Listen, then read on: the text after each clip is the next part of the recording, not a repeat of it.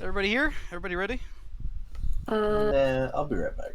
I'm You I'm better ready. not. You better not. Nah, I'm kidding. I'm Meow if you're ready. Meow. Meow. here. We gotta wait for Blaze. I'm just kidding. Okay. Um. I'll meow for him. Okay. Meow. On his behalf. Well, thank you. Yeah. Oh, yeah. On his behalf. Yeah. Well, you have to do it while doing a Blaze impression, also. My voice isn't deep Meow. enough for that. Meow. Meow. No, I sound like. Meow. That is Sorry. exactly what you sound like, but okay. Well, don't you do a demonstration for us? No. Thank you. I appreciate it. No, it wasn't really Oh. what you wanted. It sounded like you were meowing. It was like a mix of and no, so no. Meow. No. I don't think I'll so. take it. It sounds like a meow. I'll take it. Okay. All right. Nate, you're here, right? Okay. You ride the highs of a false prophet. We got the real one right here. I'm right here. All right. So, last time, you guys were right He's in pretty gonna much. get us. Yeah, you were pretty much right in the dead ass middle of this dungeon. Oh yeah. Somebody's in a wind tunnel. Not. Wait. I think it's Damon. What did I do? You got a fan on you or You're- something? No, I don't. I hear like a. I can mute though. I mean, I guess so. I don't. I just don't. That's like not a normal thing That's for your weird. mic to do. So I don't know. Wait. It's still happening and it's not me. Oh, wait. Is Is it it you? Alexa? No. Wait, is it me? The only thing you should hear from me is maybe the cat playing with the toy. I think it's Gabby. I don't have any fans on. Wait, Are you Oh, there's sure? Gabby. Mute Yeah. real quick. Mute. I think it's Gabby. Yeah. It's Gabby. That's weird. I mean, I can restart Discord. I have like some audio issues going on, so maybe it's that. But I don't have any fans on. Yeah. There's like a weird static in the background. Huh? Okay, hold on. Yeah. Give that a second. Yeah, it's really funny how as soon as we try to start the session, fucking Gabby's audio is like, let's cause some problems. Really good timing on that one.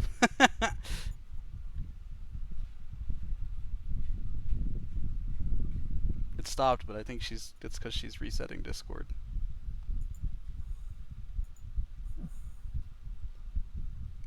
As long as there's nothing coming out of my end, because I do have a fan on, but usually It'll it make doesn't. something come out of your end. Poop? I don't know, man. You gonna make me poop? I just say things. Yeah. Rather than goal. Gonna squeeze me till I poop out some poop? I might. Like a Play-Doh toy? I might. Yeah. That's disgusting. Get over it, man. Okay. So I don't have to stream this anymore. Close that. Close that out. Uh-oh. Blaze disconnected. It's over. Are you still there, Blaze? Bro. Oh, okay. Just making sure you're still there. Working? Yeah, say a full sentence. Hello, how are you? Oh yeah, it's not there anymore. I don't hear it. Okay, that's good. Okay. You're slightly quieter, but I can just turn you up. I can hold on.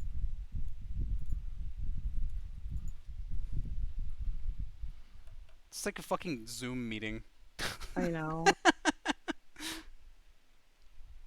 Is it better now? Yeah, it's good. Sorry. All right, last time, you guys were right in the dick-ass middle of the dungeon. You had defeated a banshee. You had I yelled at her. defeated the Maragon. Yeah, you did yell at her. And then, pretty much that's the gist of what happened. You also went through a couple corridors. And then eventually you ended up back at that central room downstairs where right before, as you were trying to do a short rest, some kind of strange event was going on within the dungeon where these serpent-like, tentacle-like creatures of red and black color were swarming around you, all just to go gather upstairs, where they all gathered onto the pedestal in the middle of the main chamber, forming together into a singular red blade.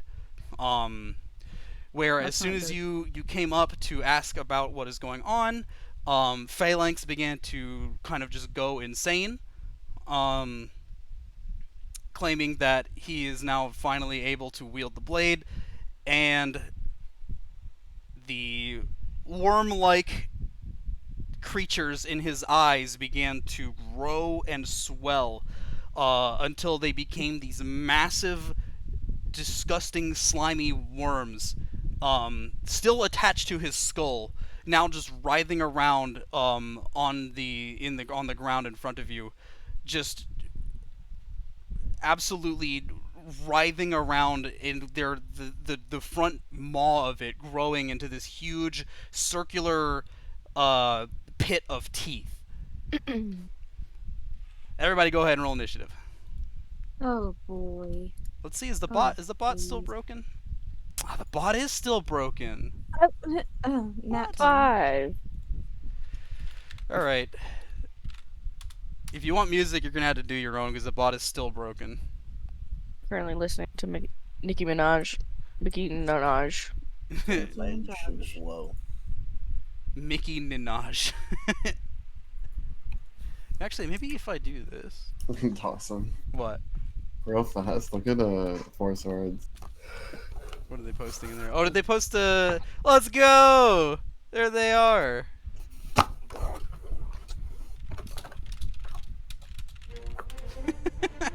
Sorry, I lost the website. Wait, it's working. Actually, it's working. Bot? Yeah. Right? Oh. Hi, Mama. Yeah. The bot's working. You still don't have to listen to it, but I will like have it. it I'll on. listen to Yeah. it. Alright, perfect, perfect, perfect. There they are. Why does Taizai look sillier than usual in that picture? No. Also, what is Alvy doing with his mouth? Okay, His hair anyway. is ridiculous long. Okay. Cool. I still have to load up fucking D&D Beyond. I haven't done that yet.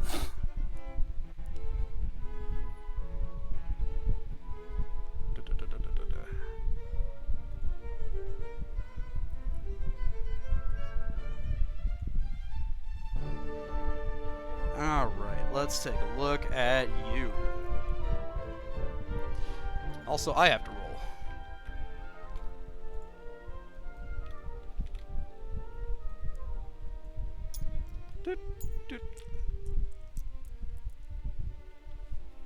Okay. Initiative time.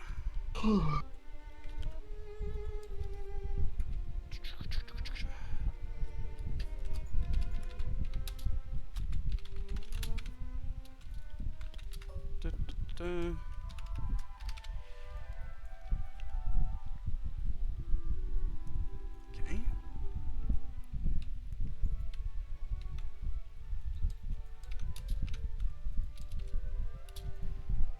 That one got this. Okay. All right. Everybody has done their initiatives. Some pretty good initiatives here. Yeah. We got some good numbers going on over here. I rolled Maybell got 4 pretty good. and 7. That's awesome. Hope we can keep that up. Keep this energy going. Looking like a good start to this battle here. Okay. So Maybell got really high.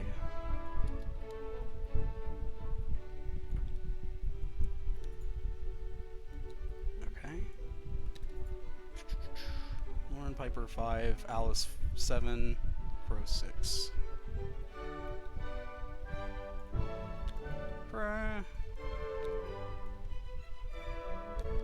Piper and Lauren. Alright. Okay, Maybell, you're up first. Oh boy.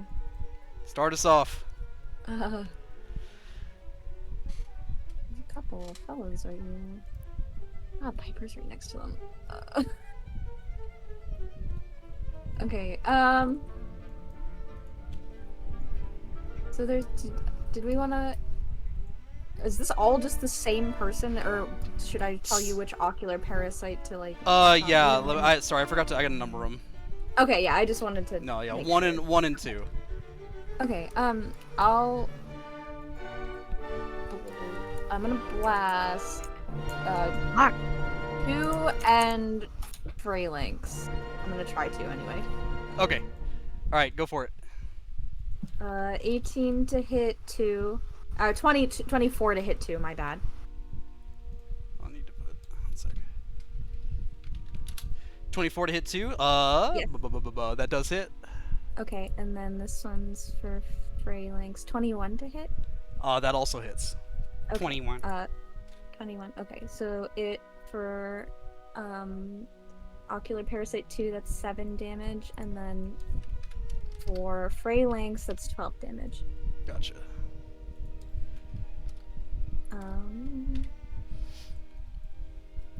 And yeah, that'll be it for me. All right. So yeah, immediately as soon as these gigantic creatures begin to grow from his eye sockets, and he finishes his mad rant, from behind this pillar that you're kind of sitting at right here, you kind of turn around to immediately fire off one blast at one worm and one blast at Phalanx himself. Both of them hitting directly. The worm seems to it blasts a chunk of the skin off of it, but it doesn't seem to have bothered it too much. Meanwhile, Phalanx takes this blast directly to the torso and is like doubled over. He seems to have been taking that one pretty hard. Oopsie. As he falls over onto the ground. Alright. Next up is Parasite numero uno. So he's gonna move 5, 10, 15. He's gonna, as the one of the worms kind of like, you know, moves around over to one side, it like drags Phalanx by the head along with it, as it just like slithers and all the way over to the side over here to face the party. Gonna move you guys into some specific spots here. There we go. As it turns around to directly face like right in front of you, Alice. It is going to Suck my dick. That's what it's gonna do. It might. Good. Mama. Hi, baby. So it comes around, and immediately, before it does anything, it begins to kind of make this like vibration motion where it begins to very slowly, you can see the skin on the side of it begin to slowly wiggle and vibrate and shake ever so slightly, making this slow humming as it gets louder and louder and louder until the point where it feels like your eardrums are going to burst with how loud it is. It just lets out this loud droning buzz, this throughout the entire chamber. Let me make sure. We Where got are like we? half shots. Bro's playing drums and bass in our ear. 20. Exactly. Do not knock me back. All right. Everybody go ahead and make a Constitution saving throw for me. Okay. Constitution. 4. 16. 9. Okay. First, Also a 9. Okay, Yeah. we got a 16, a 4, a 7, a 9, and a 9. All right. Oh, Good stuff. are you gonna be knocked back or some shit? Um, I think the max damage is gonna be 6 d20s. You take 32 d20 damage. everybody except for, who was that? Alice. Everybody except for Alice, you fall unconscious. Oh, Oh. no. I didn't want to play anyway. It's okay. It's all good. No worries. Not my Unconscious? So your hit points don't get reduced or anything, but you do fall you are. I say you fall asleep. It's more like you're like knocked unconscious. My elixir. Honk My shoe. elixir, and then I died. So I'm the only one awake? yeah. Currently, yes. Okay. Um, I don't love that. the other worm begins to just kind of like writhe around for a second before eyeing its immediate target, Piper, directly in front of it, and it's going God. to. No, he's sleepy right now. Who's that playing with they worms? It kind of like it opens up its like worm-like circular mouth, and from the middle of its like sarlacc pit of a mouth, points out this very thin needle-like horn, I guess you could say, from directly the center of the mouth, and it just slowly protrudes out, and it's going to try to stab you with it, Piper. No.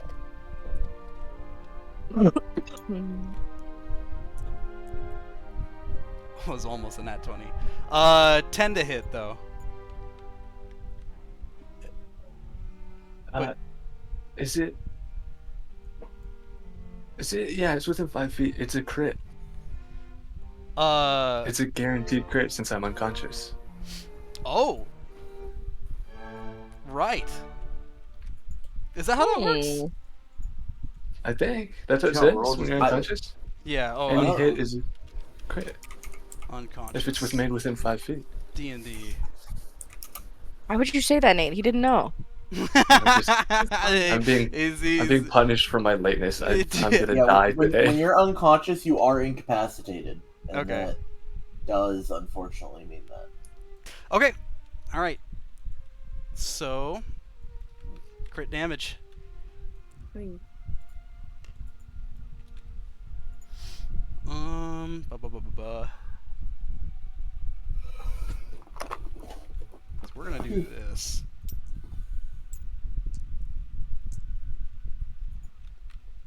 That's that. I gotta roll twice. Plus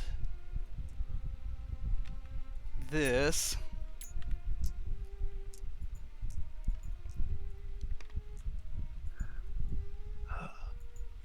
All right.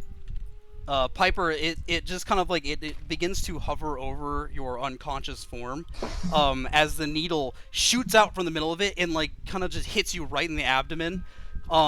Still just completely unconscious from the droning noise. It just like hits you right in the abdomen and begins to suck out your vital energy. You take, oh, I didn't count exactly. You take 16 piercing damage and 7 necrotic damage. Oh my god. 23 damage total. 23 total, yes. Cool. All right. All right, Alice, your turn. Okay. I don't have any way to wake anybody up, so I'm gonna step right here. So I'm in between both of these people. I can't really get in the direct middle because of the orb. I moved But it. yeah. You're fine. Okay, cool. So yeah, I'm gonna be so that I'm within range of both of these guys, and then I'm going to use a sorcery point to twin spell a booming blade, so I hit both of these two. And then I'm gonna I'll attack first. But, Yeah. 17 17 to which one again? to the ocular parasite one, but if it hits, then it's gonna hit both. That does hit. Okay, cool. So first I'll do. Oh, really? 1? That's sad. So 4 plus 8. So 4 piercing damage, 8 booming or thunder damage. To both Right, of right, them. right. And then I don't know, man.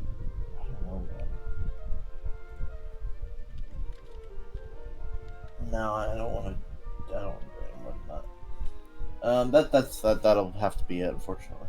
Okay, so 4 plus 8, right? Yep. Let me double check. And what kind of damages was that again? So it's 4 piercing and then 8 thunder. Damage. Okay, gotcha.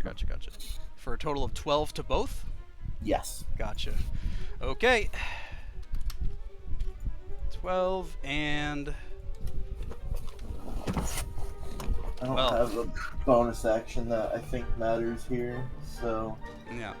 So immediately after you see basically all of your comrades begin to succumb to the noise and immediately fall unconscious, you step directly in front of your sister and hit the one worm with the booming blade as the damage splashes off from it and begins to hit and pierce the other worm as well. You get both of them in one hit. I actually will use my bonus action too, really quick, to Okay. cast Compelled Duel. Okay. I can post that in chat if you want to see it. Oh yeah, go for it. Well, I'm pretty sure because I use that a lot in Baldur's Gate, but It's basically he has to succeed on a Wisdom saving throw. Gotcha. And it's a 14 save, and if he does, or if he doesn't, then he has to hit me. and you're doing that on number 1. I'm do that on number 2. Number 2. Okay, gotcha. I want to keep it from hitting Piper, preferably. Okay, Wisdom. It caught a 21. Damn it. Well, that is what it is. All right, that's my turn then. Okay. Crow. Make a Constitution saving throw. Sorry. I gotta check something. Yeah, a con saving throw. 14. 14. Where was that again? Okay, you, as you kind of lay there, just letting this noise just kind of pretty much encapsulate the entirety of your mind, not able to even grasp your own, consciousness because of how insanely loud the noise is, you kind of begin to try to focus all of the mental energy you possibly can into reclaiming your consciousness to kind of re-grasp your own mind, and just barely you are able to reassess your entire body physically, and you become conscious again. However, that is your turn. But you are now conscious again. Piper, do the same thing for me. Constitution saving throw.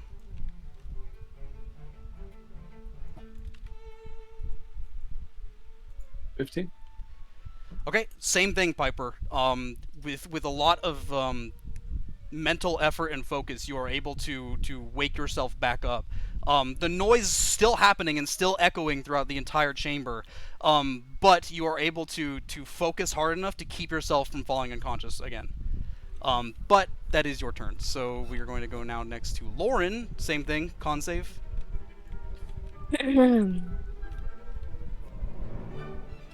13.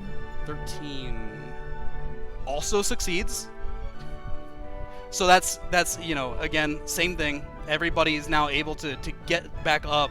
Your legs kind of wobbly as you try to get your stance back into working order. But you are now conscious again. Maybell. Same thing. Con save. Sir. Dang it.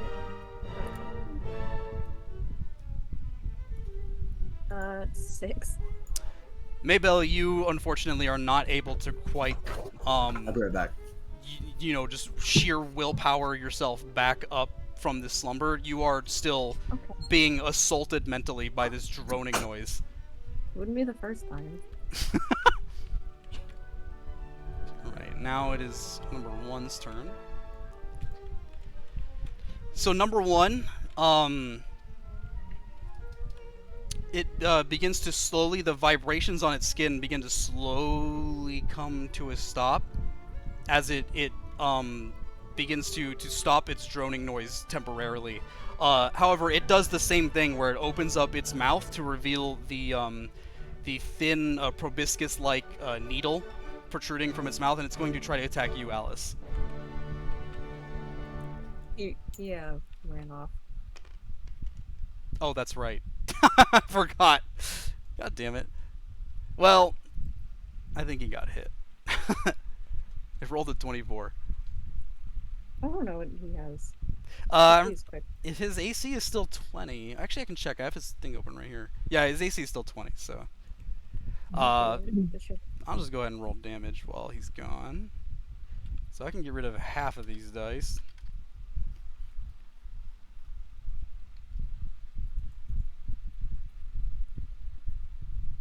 Okay. Whoa, whoops. There we are.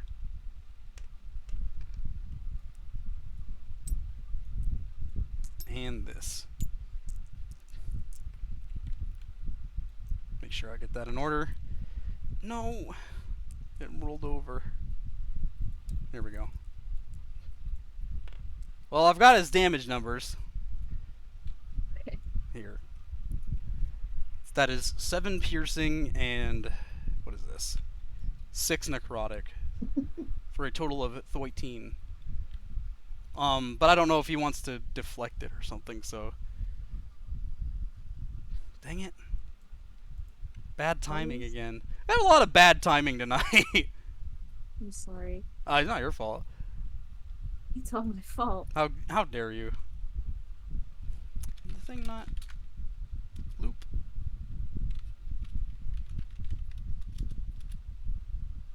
There we go.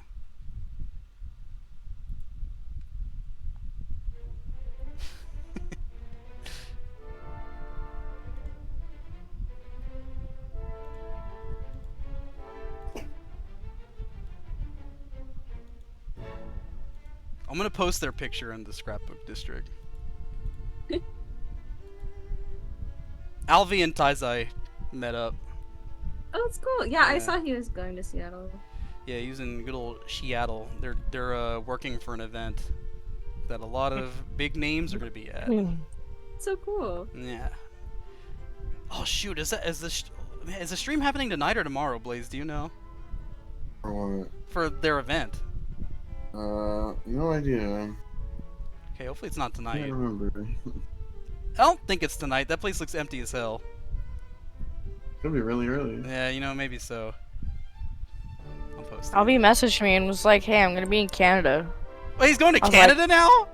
Yeah, he was going to Vancouver for something. I don't know. Oh jeez, he's going around the Um, whole Frays, fucking right West now. Coast. Goodness gracious. So I was like, "Oh, told him to come visit me." He was like, "No, I can't." I was like, "Then why would you tell me you're in Canada, bitch? Fuck." He debated you. Yeah. He said, haha, I'm in Canada. Nah, I'm in your country, Literally. but I'm not gonna see you. You I was like, Edmonton is like an hour and a half flight from Vancouver. I just was do, like, "Oh, I'm not there do- long enough." do an extra flight. Yeah. He's got big boy money. Well, fuck it. Yeah. Okay, I'm back. I'm sorry. You got hit. Okay, that's fine. You. How much did I hit it for? You got hit for. It was 7 piercing, 6 necrotic. Okay. So a total of 13 damage. Understood. Alright. Okay. Number 2 is going to attempt to hit you again, Piper, with the same proboscis attack. Let me move Ew. these dice around over here. But this time you are not unconscious, so no auto crits. And it got the same roll it did last time, which is a 10 total. Oh. That misses. Yeah. So it again, it sticks out the needle that it had just like plucked from you to like suck your vital energy. Which, by the way, you didn't feel exactly at the moment because you were unconscious, but you do feel a like stinging pain directly in your like stomach, where you've been pierced. However, you look up to see it rearing up another attack, and right as soon as it begins to shoot out this needle towards you, you're able to use your left hand to block it out of the way and push it over to the side, narrowly missing you. You're cool as hell. All right. Alice, you're up again. All right. Let's do. I think we'll do the same thing where I will hit both of them with a booming blade. Okay, go for Well, it. I'll try to. Yeah. First, I will swing. Oh no, that's 9. Yeah, that does not hit. Yeah, that's That's all I got, guys. Sorry. It's I'm okay. not cooking right now. Do your best. Doing all I can. I got no spell slots. All right. And you can get to sleepy sleep. Anything else for your turn? No, that's it, unfortunately. All right, Crow, you're up.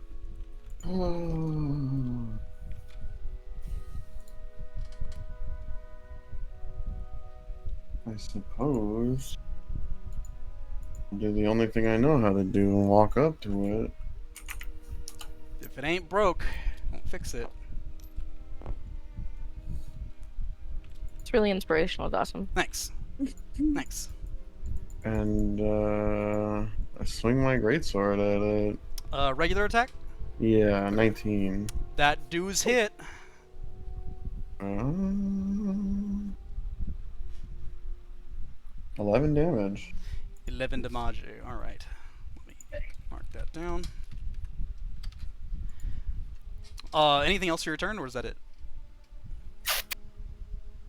No, not much else I can do. I guess you're out of rages. I'm out of everything, brother. Yeah, a lot of people seems like they are. Yeah, so you immediately come up, Crow. As soon as you can get back on your feet, you kind of use your sword to pick yourself up, and you immediately drag it along the floor, straight towards this gigantic worm. As you slice upwards in the air, cutting a huge scar, directly on the lower end of its mouth, like kind of splitting it in two a little bit. Blood, like this, like blackish blood, just like splurts and flies everywhere when you do so. All right, Piper, you're up. Alright. Yeah. Which one is this? 2? I'm gonna go for Eldritch Blast on number 2. Okay. Both of them on 2. Both of them on 2. Got you. 10 and 7 to hit. All right. Both of those miss. Right. Yeah. As a bonus action, I'm gonna re-up my Hex. Probably should have done that first. Yeah. And I'll Hex Parasite too. And give disadvantage on Strength. Strength hex. Gotcha. And that is all. All right. Yeah, so as soon as you're up and you dodge that initial attack, Piper, you again begin to immediately try and throw some Eldritch Blast directly at the worm in front of you, but there's too much going on at once for you to really get a solid hit in, and both of the blasts just kind of end up sliding along its like tough, slimy skin, bouncing off to the other end of the wall, where you can hear it impact the stone wall and just. Now, Lauren, your turn.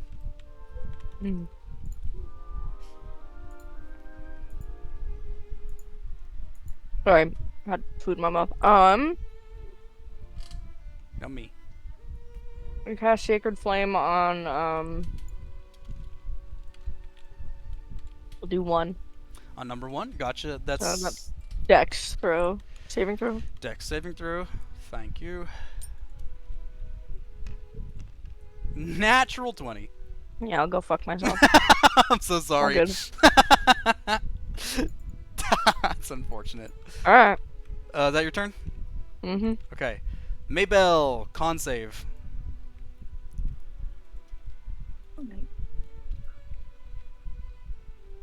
Nine.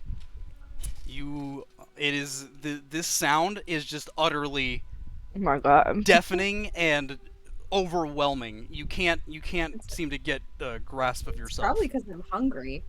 Yeah, or maybe you're asleep and you're feeling mighty starved. Bloodlusty. Did you not draw a frowny face over here on my thing, Blaze? That wasn't please. How dare you? You masked yourself with his color. It was a smile. It was a smiley face. Oh, was it? Oh, he's just got a really big mouth. Yeah, he's got like a huge mouth. Oh, that's awesome. Thank you. Okay. Next up, worm numero uno. This time, after receiving the hit from Crow, it kind of diverts its gaze from Alice and looks over at you, Crow, and it's going to attempt to pierce you with its proboscis needle. Oh, Yeah. I hate when people try to do that. That is a 24 to hit. cool. All right, let's roll this shit. Oh, whoops. Oh. Go over there. I did it again. Whoops. So, that is a total of 7 piercing and 6 necrotic. 7 piercing, 6 necrotic for a total of 13 damage. Kind of just like last time I hit somebody. But yeah, it turns its gaze over to you, and immediately before you're able to react to deflect it out of the way, the needle just shoots directly into your shoulder. And you immediately take that piercing damage as you feel it just dig into your muscle. But after a second, it begins to drain slowly, not just your blood, but like your life essence through this proboscis. As you can like kind of look over, and it's a little translucent, so you can physically see the blood being sucked out of you. As you take the remaining necrotic damage. Again, 13 total. So now we're going over to parasite number 2.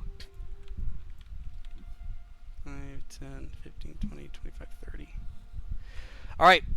Just as it had happened before, you begin to see the skin on parasite number 2 begin to shake ever so slightly as it begins to roar up into a drumming, droning sound as it just echoing Yeah, I throughout cover the my ears. entire chamber.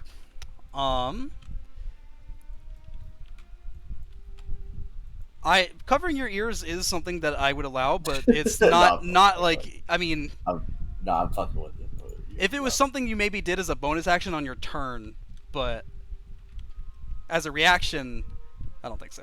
All right, so everybody who's not Maybell, con save.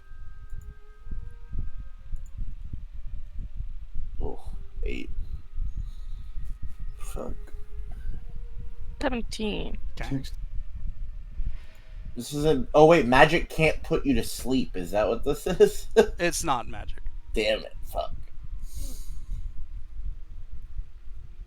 Blaze, why did you roll a con check? I don't know. What did he say? Save? Con save, yeah. I think I've been doing that the whole time. What the fuck? I'm dead.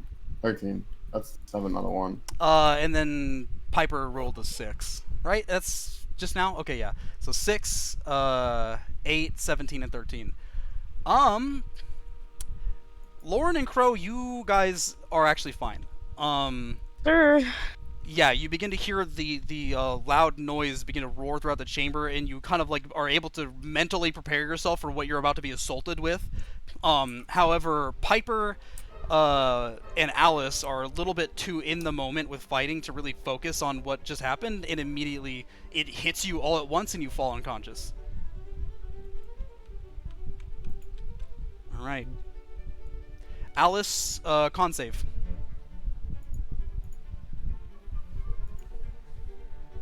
Hey, speaking of Albie. 17.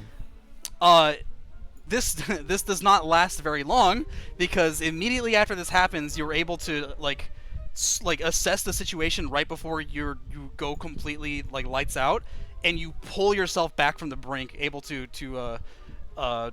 return to consciousness. However, it does cost you your turn. Yeah, no worries. Crow, you're up. I might just swing my sword. Nothing Okay. wrong with that. 18. That does hit on number 1, right? Yeah. Yeah. 13. 13 damage. Gotcha. Let me calculate.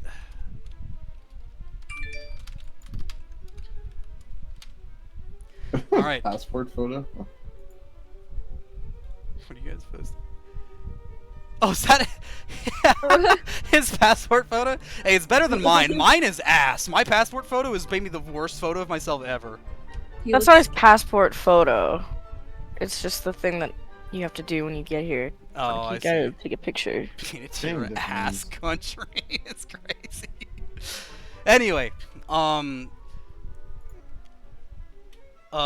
right, Crow just did damage. Yeah, so immediately, as you kind of keep yourself from falling unconscious, you kind of have to like keep this like constant mental energy at the back of your mind to keep yourself from falling unconscious as this loud droning noise just again is filling up the entire room.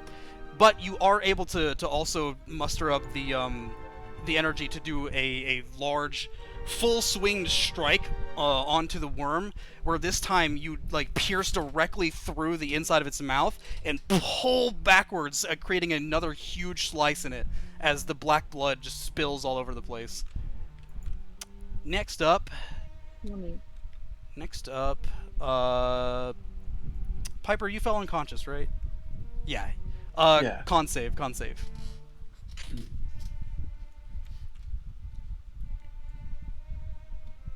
24.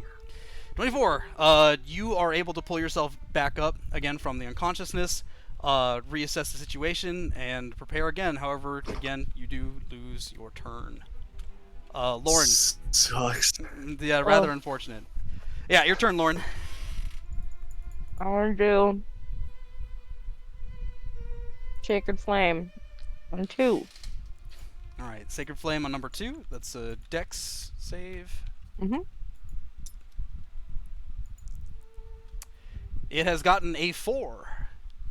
Does not pass. Poggers. Alright, yep, full damage. 8 radiant. Well, Okay, yeah, 8 radiant damage. 8 radiant damage. So that put it at. Okay. You begin to hold on.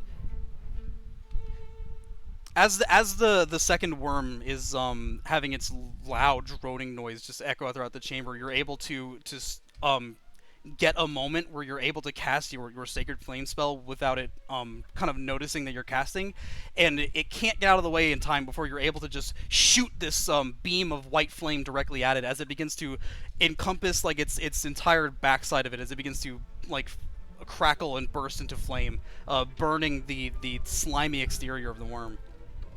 Mm, Any bonus actions, anything? no. Alright.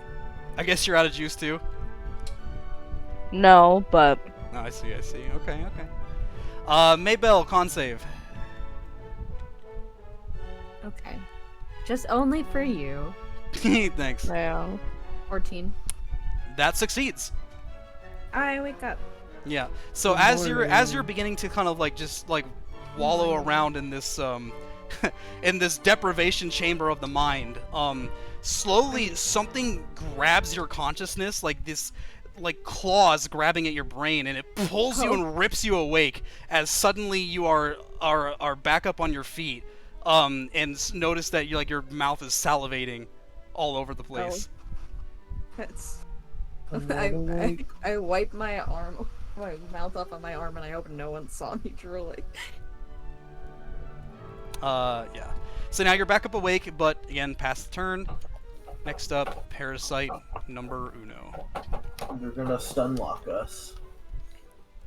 Number uno is going to, again, it's going to keep trying to attack Crow, who is doing the most damage to it.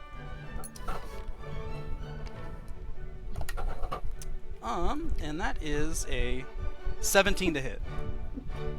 Yep. Okay. So for piercing and necrotic. Okay, that was a 4. Fell over though. So that's it. Again, it is able to nail you down before you're able to deflect or dodge out of the way. The needle, again, jamming back into your chest. You take 10 piercing damage, and it just, again, just like it did before, sucks out the energy directly from your body as you feel yourself weakening as it does. You take 6 necrotic damage, so that's a total of 16 damage. Cool. Okay. Next up is Parasite number 2, who is going to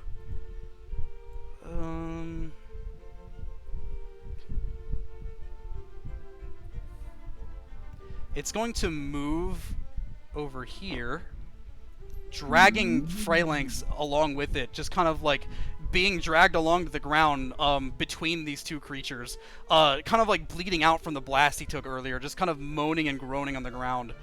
The beast moves over here. Did you want to do opportunity of attack, Alice?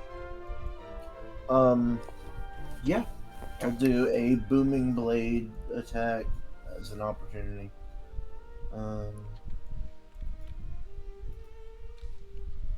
Damn, never mind.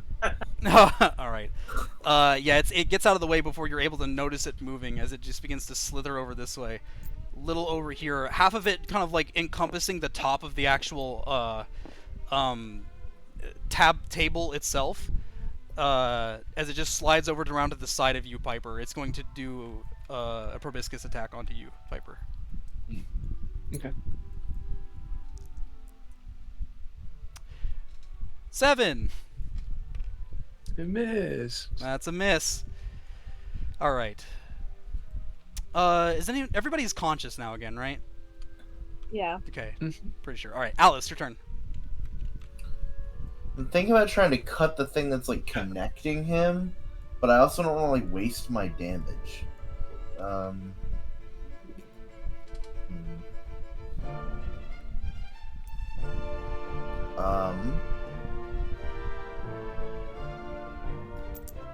I don't want to hit the dude.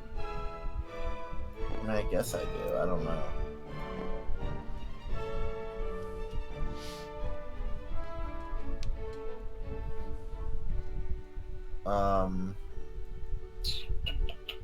Yeah, I'll sort of yell out. Should I attack this guy, or like, should I attack Phalanx too, or I don't know. Like, do we think he's being like possessed by these things, or I It don't looks know. like He he's hasn't- being possessed by these things. because he hasn't like He hasn't attacked done us, anything. right? Us, yeah. Yeah. If I were to like try to cut the thing that's attaching him, would it hurt the parasite, or There's like, no? one way to find out. Sure, why not? Fuck it. I'll attack it with a booming blade thing and try to cut the thing that's connecting him to the parasite one. It's basically what's connecting them. It's basically just like the worm-like stuff Yeah. that was coming out of his eyes before. It's just that at the end of it, it has grown into this gigantic worm. So it's like No, it I get it. funnels out, yeah, into a big worm. Okay. You're Alright, still well, striking the worm. Yeah, you're still technically hitting the worm. It's just now you're Fuck with it. the intent I'll of just- severing it. So I'll just beat his ass too. Fuck it, I don't care. okay, so you're Um, attacking Phalanx? or Yeah, the worm? I'm gonna do twin spell and booming blade both the parasite and Phalanx. Number 1 in Phalanx. Yeah. Got it. And hopefully I land. 21. That does hit. 21. 21. So it does. Bro, I've rolled 1 3 times on damage. That's fucking So it does on a one- D10 too. Oh my I god. know, it's fucked up. And then 8. It's literally the same roll. That's crazy. And fuck it, I'm not using it for anything else. I'm gonna toss a smite onto the one that hits Phalanx. Okay, so you're gonna smite Phalanx. Yeah, I'm gonna smite the fuck out of this bitch. Okay. And it's gonna do 2d8. So I'm doing, oh my god, only 4. My rolls are awful. 4 radiant damage onto him. All right. So that's a total of 8, So 12, it's- 12 to both, and then a bonus 4 onto Phalanx, right? Yeah. Okay. So 12 onto Parasite 1. And Alice feels exhausted because she is now officially tapped out. Well, as you do so, so how do you want to do this like sever and smite thing? How does this look? I want to sort of try to slam the spear into like the thing that's connecting it and sort of just slash it, down like a big cleave. Yeah, so you slice downward with the tip of your spear, kind of connecting the thinnest part between Phalanx's skull and the rest of this worm. And you do so, and it cuts, and from the end of this worm, just black blood begins to spray out and like fly all over the place like the end of a hose, before eventually coagulating and clogging the end of this worm as it just kind of, how do I describe this? It just kind of twists together to like close Okay. up the connection. And then after doing so, how do you want to do this onto Phalanx? Oh Oh my no! god, you murdered him. Well, I was hoping that would like weaken the things, but I guess as it hits, You I can- want the like You I want can the thing that's connecting it to like light up and fire and trail up to his face before exploding. So yeah, so the fire, as the white fire again, it burns and does whatever it does to the end of the other creature, begins to fizzle up and burn up into the skull of Phalanx, kind of like a fuse onto a cartoon bomb. God. As he begins, the flame begins to enter his eye socket. You hear him just, ah, ah! As suddenly the flame begins to go into his actual head. As he just lets out one last scream, bellowing at the top of his lungs, "Witness me, Father!" as his head explodes. I hope that was like religious. Like I hope that was like Not cool. that serious. I hope that was cool with like God and all that. Well, Like he's cool with me blowing up here brains. no way anywhere, so no matter what you do down here, he ain't gonna be able to see it. Might as well Yeah. go buck wild. But I have to tell him. No. Yeah, it's an honesty thing. Y'all wouldn't get it. So his now the limp rest of his body just completely falls onto the ground, head and like viscera splattered everywhere. All right, anything else for your turn? Nope, that's all. All right. However, now these worms are pretty much, well, at least one of them, well, yeah, actually both of them, because his head blew up, are now free of his skull and are fully independent. All right, well, worth a shot. All right, Crow, you're up. Okay. Okay. Me again. That was quick. Yeah, this Okay. combat's actually going pretty smoothly. That's what Ness Well, says. I'll show you something buttery smooth. These rolls getting out not one. Come on, baby. 15. 15, that does hit.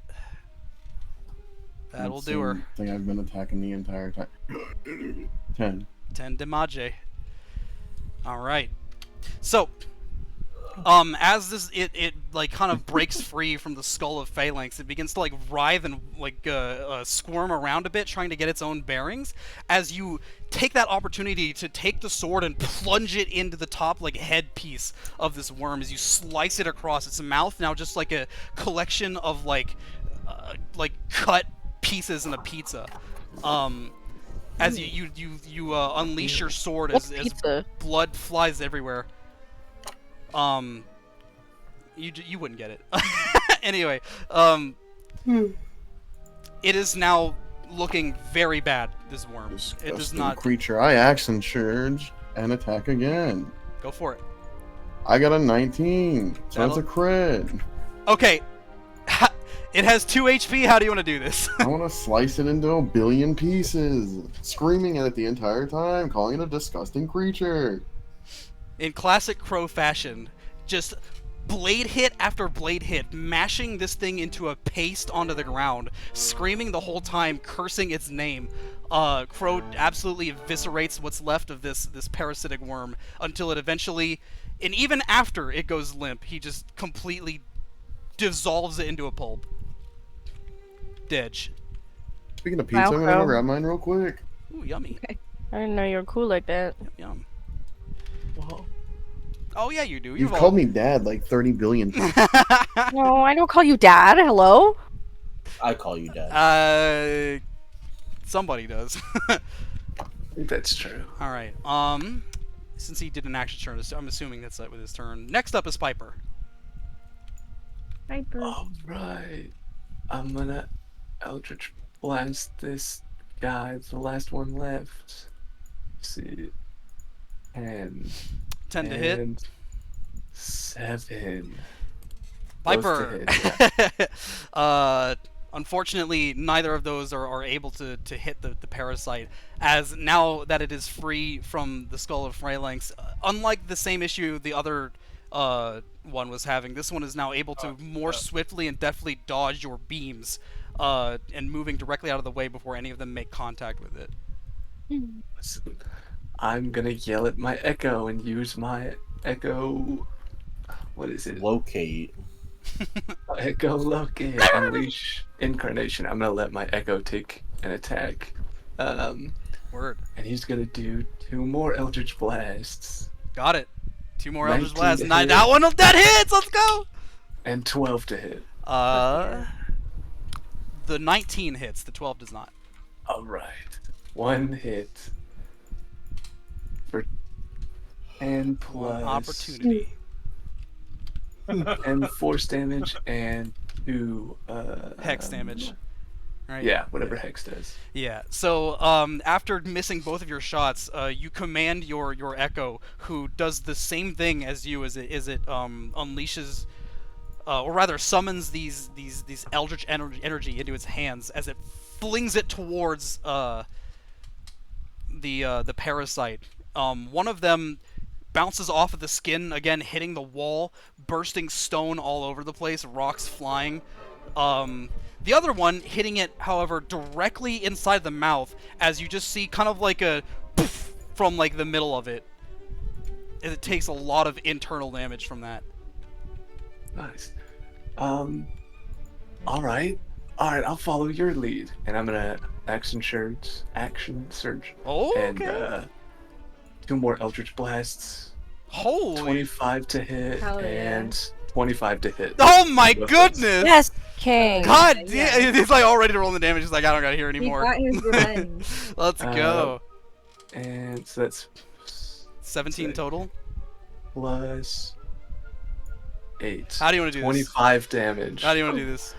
I blow holes in him like Swiss cheese with my Eldritch Blasts. Boom! One blast, hole through the center. Bloom, another hole directly through the center that you can see through the light of your orb, shining a light directly onto the walls. You see the inner hole, displayed on the wall like a shadow puppet, kind of, with the blood dripping. And you can see the shadows of the blood dripping along the wall as the creature turns its head to look at you, opening its mouth to rear out its proboscis sting for one last attack.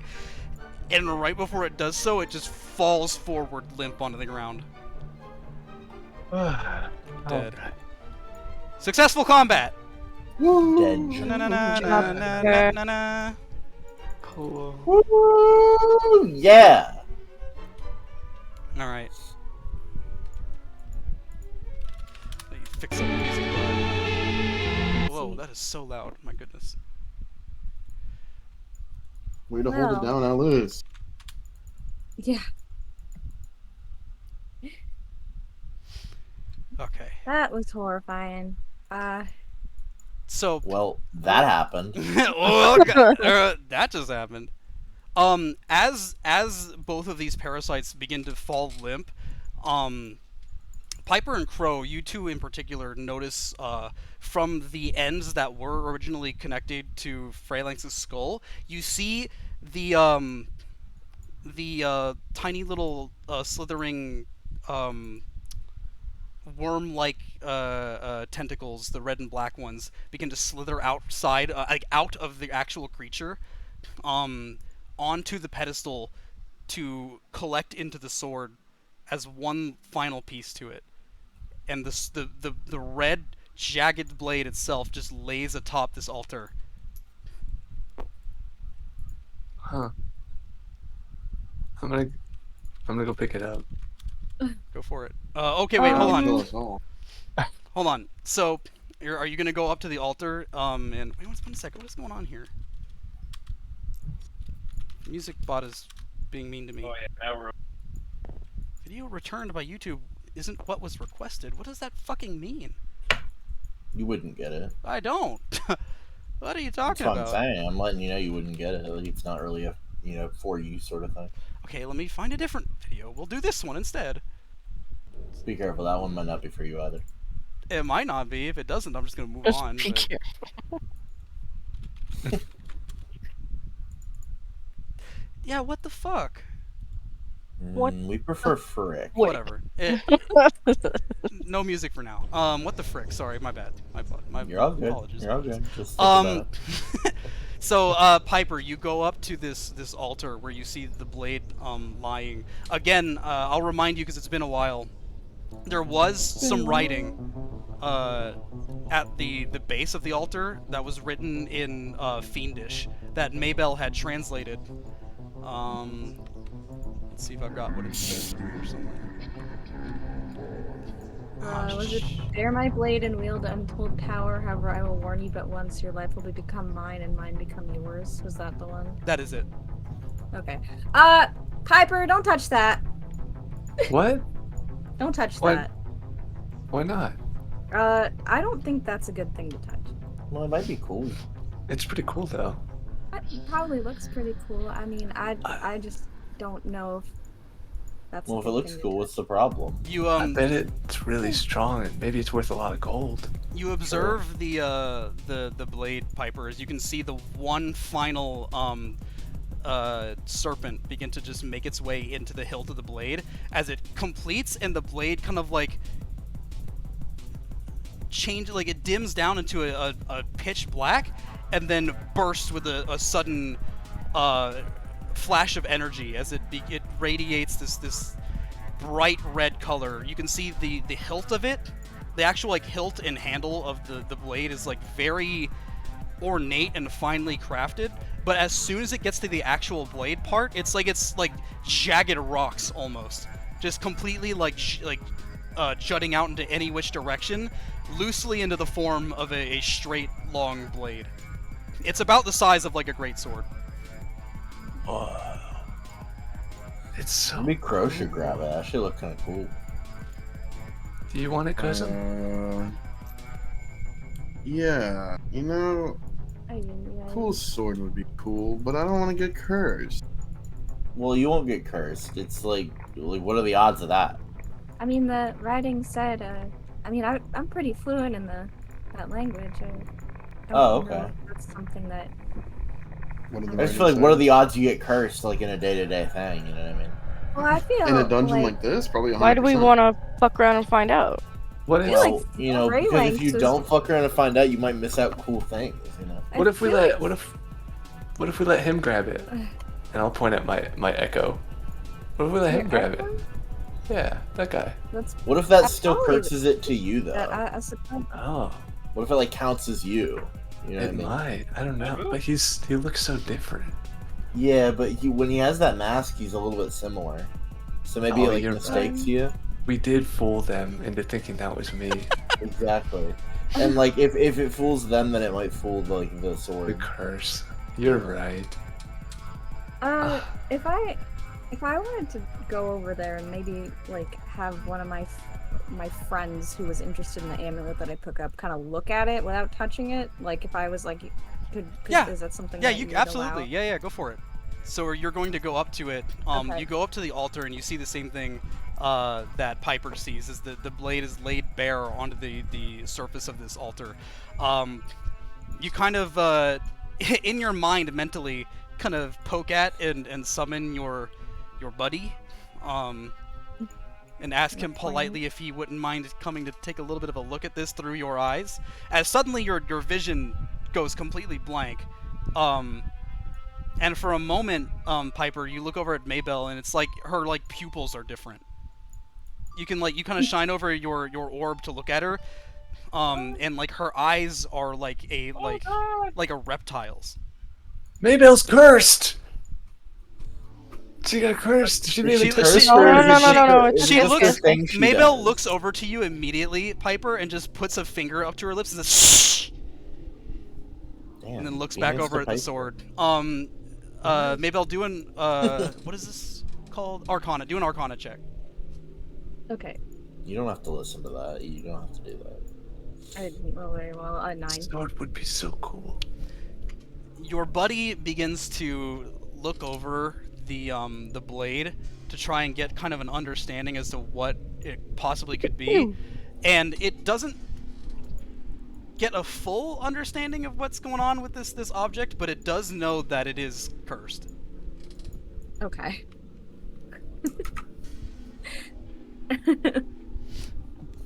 Yeah, but like, what is a Okay. curse really? Like, it could be like you have allergies. Like, that might be worth it. What if we just I- clean it Does he of let the me? curse? Does he let me come back to my? Yeah. Oh yeah. Sorry. As soon as that happens, Okay, your no. vision returns to you, and you are. Okay. What? Yeah. What if Piper puts a glove on? I That's a good really idea. strongly believe that this is cursed based upon some knowledge that I just realized. So Well, this is very cursed. So I mean, I think that we already got vampirism in the party. I mean, Yeah, but you like that. well, do you like being a have mixed- vampire? She seems Yes, to like it. She well, talked. I have mixed feelings on it. I mean, but Walking on the ceiling is pretty cool.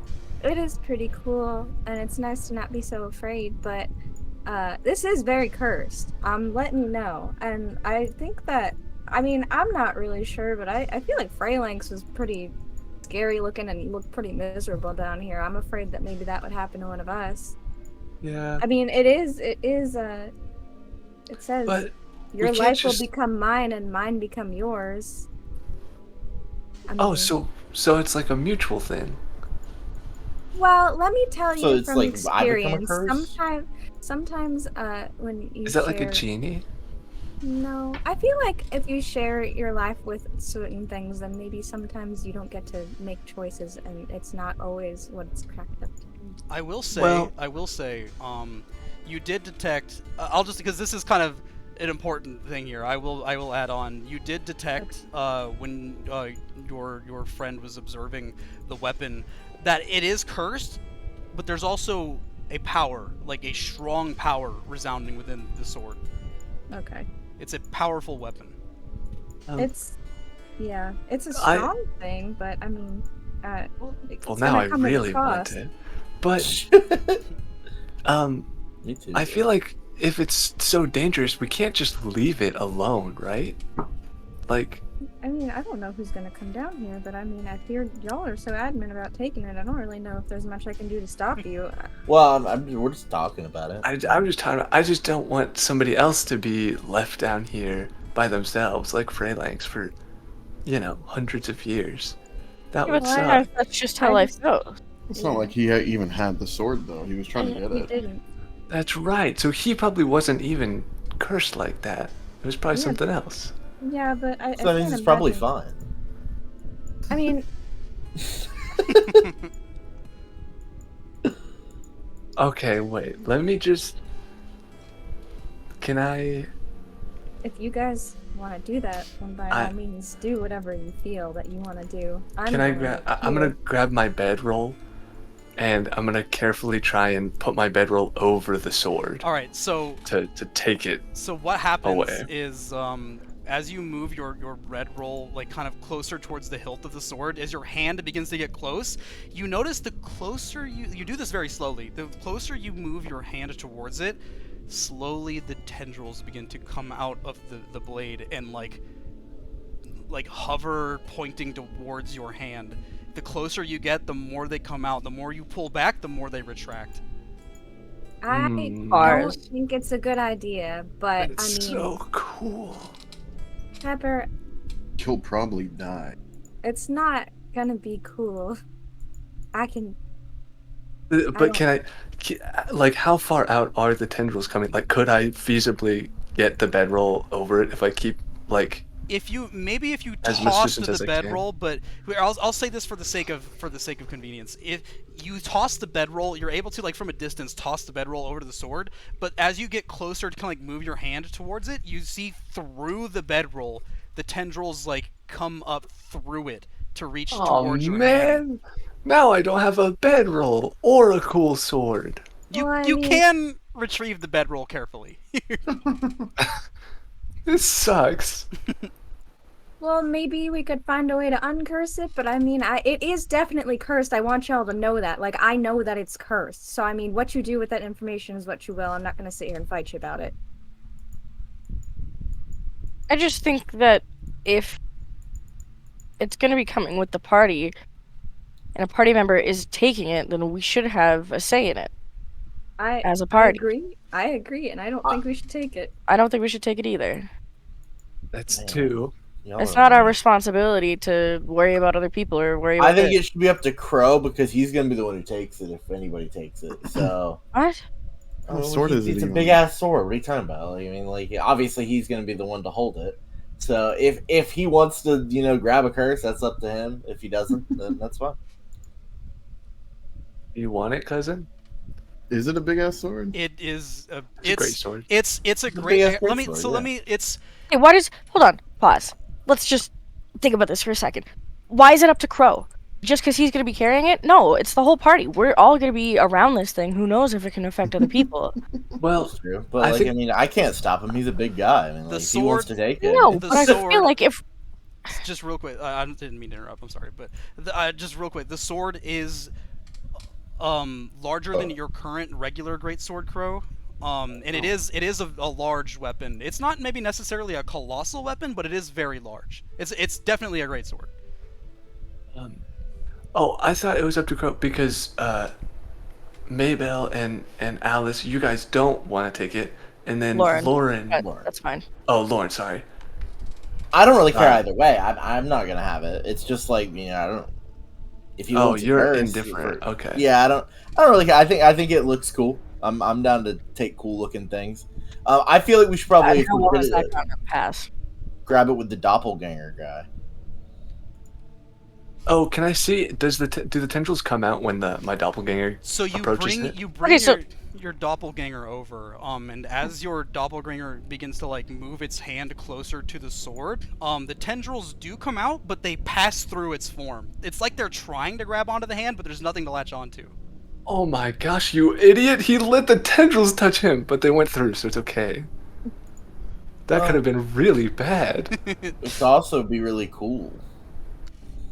I guess. Well, so he can hold it, but then if he falls or dies, then the sword will just drop on the ground. Um, So it's 2 votes against taking it, and Yeah. everybody else is down for it, is what I'm hearing? I don't really care either way. That is not an answer. I'm just saying my doppelganger could just take it and not get cursed, and we could maybe find a way to cleanse the curse later. But we don't know enough about it, man. Just because, I don't know. I don't really want to be Everything- sleeping next to a cursed sword. I feel like that's just silly. Everything that I know about it is not great. I mean, it's a great power, but it comes with a big price. I had to dodge that real good, like Spider-Man dodge. I'll add this. So again, I don't want to give away too much because this is, this could be a big character moment for somebody. But I do want to add, just for consideration, it is a cursed object, but it is no more cursed than the way that Maybell is cursed. I mean, that's pretty rough, though. I will say. I mean, while I think that it's a dope ass greatsword, and if I was Crow, I would have already grabbed it. But I don't know. It definitely isn't ideal. Let me tell you something. I haven't been very forthcoming with what's going on with me. If you never ever want to be alone in your life, then maybe take the sword. I grabbed the sword. Oh, do you? I don't want to be alone. But Okay, this is the moment where the video game pop-up comes up and it says, "Are you sure? Yes, no." I wasn't done talking, but I mean, Well, it's You know, he doesn't. You don't have to be done talking for him to do some crazy shit. So. He's a child. Did you do it, Whatever. Piper? Yeah, I don't want to be alone. She said if you don't want to be alone, so yeah, my fault. So that's immediately you turn around before you're moving my fault. fucking 30 I'm feet not- away. That's Okay, my let's fault just for clarify that is not Maybell's fault. So hold on, No, hold on. he's a child. Hey, hold on. So this is happening immediately. So let's reserve our complaints for after. This is happening immediately. Piper, you put your hand onto the hilt of the blade, and as soon as you do so, the tendrils pop out again like they would, and they just they latch onto your hand as they dig underneath your skin and your kind of clawish fingernails, right underneath your feather bits. They go into your arm. As slowly the blade begins to dissipate into a bunch of like different of those little like tendril pieces, red and black, respectively, just completely like dissolve, like the sword dissolving as they all begin to crawl in to your arm, and suddenly the sword is gone. Well, Can you I like hope you summon have it? Or Are you something? happy? The sword's gone. oh no, I'm so sorry that the sword is gone. I hope that you enjoy whatever happens. Oh. Sometimes it's good to wait for people to Do you- finish talking, but Do you I feel don't okay, really Piper? care. Were you not done talking? No, Oh, that's alright. I'm used to people not listening to anything that I say. I was listening. You said if I don't want to be alone anymore. No, that's okay. Let's use this as a nice little learning experience and I mean, do you feel okay? Like, are you like? Does he feel fine? Piper, when as Alice says that, you kind of think for a moment, like, do I feel fine? And besides a little bit of tingling in your left hand where you had grabbed it, or did you grab it with your left or your right hand? Right hand. Okay, you feel a little bit of tingling in your right hand. Oh. You don't feel anything. I have some pins and needles. Like my hand fell asleep. Well, I'm glad that it wasn't bad then. Maybe I Can- was wrong. Can you like think about this? Like, can you make it come back? I'll try. Okay, so you I'll try try to and picture the sword in my try mind. to picture the sword in your mind and focus it to your hand. And as you do so, nothing happens. All right, cool. I guess Hey, it's you guys want to gone. head out? Dang it! I It's lost all a good. It was sword, just like a and I trick sword. don't have any friends or anything in my head. Well, we're friends. Oh yeah, I got gonna- outside friends. You're all good. go to Mabel and put my arm with her through her like elbow, you know. Hello. Dumb kid. What? That's what I'm saying. Like I said, we're gonna use this as a learning experience, right? I'm sorry. You didn't know any better, but now Wait, you know. did we even get what we needed from here? No, we didn't We get lost any the Black sword. diamond? No. diamonds. We didn't get the black any- I don't give a Diamond. fuck about the sword. I'm looking for the diamond. Oh. You have We didn't go to the other rooms on the bottom floor. you also have not inspected the things you just killed. No, we will. I slurp. Sorry, we're too busy picking up cursed swords with no thought before doing it. He's like I'm 4, four. bro. He's 4 years old. He's fine. Then listen. I It is grew up what it is. alone. What 4-year-old do you know that listens? It's a 4-year-old, bro. He's fine. The gang learns He's how to dumb. A parent. 4-year-old who can murder things, who has the ability to make this fake thing. True. Yeah, he's like my babysitter. He shouldn't have done it. But He's a I terrible check out- babysitter. The mashed potatoes I made out of that fucking creature I killed. So you're looking through the mess of the worm. I'm just looking around what we just did. Alright, kind of thing. okay. Just in general, or like through everything you just killed, or Yeah. okay. Do an investigation check. I want to remind people that we don't know that Piper's like 4, so if we're upset at Piper, that 11. means No, it's I reasonable. I He said told that us how before. old he was. Yeah, he said, I'm I this have- many. I have We said I'm don't know how 4. much that Bro is, said, like, I'm this years many, or and held anything up. like that, but I mean, he So- doesn't look 4. With an but 11 he's told us. investigation check, you, for like a couple minutes, maybe 5 minutes, while while Piper stands over here with Alice and Maybell stands over there with Lauren. I can't. It's just so funny. You guys are like 50 feet apart. Like Yeah, I'm yelling. I know I walked it's really away. funny. I knew that this was gonna be bad, so Anyway. I was like, fuck it. As as this like kind of like awkward time passes, Crow, you search through the viscera, and absolute gore of the creatures you've killed, and you don't find anything in either of the two. Or actually, no. You look through one of the worms, and you pull out from what seems to be some kind of like stomach sac or something. You feel something like hard in there, like a rock, as you cut it open with your blade, and you pull out this tiny little thing. It's hard to see what it is until you bring your orb over to look at it, and you kind of wipe off the blood a little bit. and you kind of like put it up to the orb. As you can see, it's a very shining, small, black diamond. Woo! Delicious. Oh my gosh. After finding this one, you assume that it's safe to assume that the other one might also have one. I don't mean to do an action for you, but I assume you would go over to the I was other literally one. gonna say like, hey, Yeah. look what I found. I think this is what we're looking for. Someone help me. Thank God, I want to eat again squelch so through this bad. viscera of things we killed. Disgusting worms. Whoa. That's awesome. There's like Don't a you whole other s- rooms that we didn't even have to go to. We got the black diamonds. And now I you're want to cursed. eat again so bad. I'm excited. I'm sure you're pretty hungry. Yeah, both Maybell and Alice are hankering for blood. Actually, oh, let me get away from you, sweetheart. Yeah, those those bite marks aren't going to be for show for long on Lauren. Yeah, I always said it's okay if you bite me. I'm okay with it. Then we're gonna get rid. We just got the stupid diamonds. Does anybody want to help Crow look for the other one, or are you just going to do it on your own? I'll Yeah, dig through it. Fuck it. I'll help dive in. Oh, Okay. So Diamond. everybody comes over to dig through the gore of this worm, and you don't really need to do an investigation check because Crow would have probably at some point informed everybody that you found it within the stomach sac of the right hand worm. Same place in the left hand worm.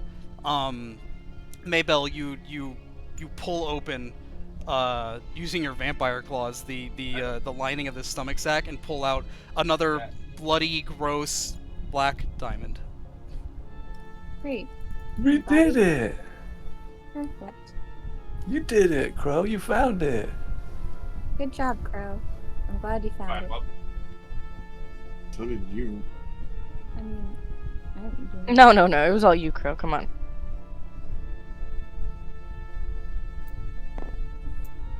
Well, I guess I didn't do a pretty good job.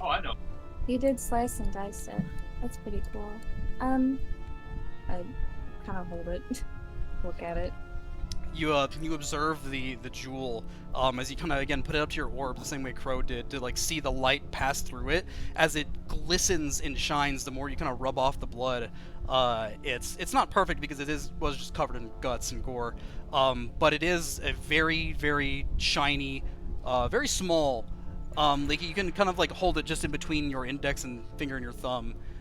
Just this glistening onyx colored diamond. I guess we can leave now then, right? We got everything we needed. You know, I guess. Yeah, Where are we? We need to rest. I'm Do pretty we We're all a little tired. far. Here? Should we rest in here, or should we go out there and rest? I'm can not. also get out I, of here. I'm kind of tired of being in here. I feel like we can. Sooner we get out, the better. But maybe it's up to you guys. I think we need to be in a better location for these two.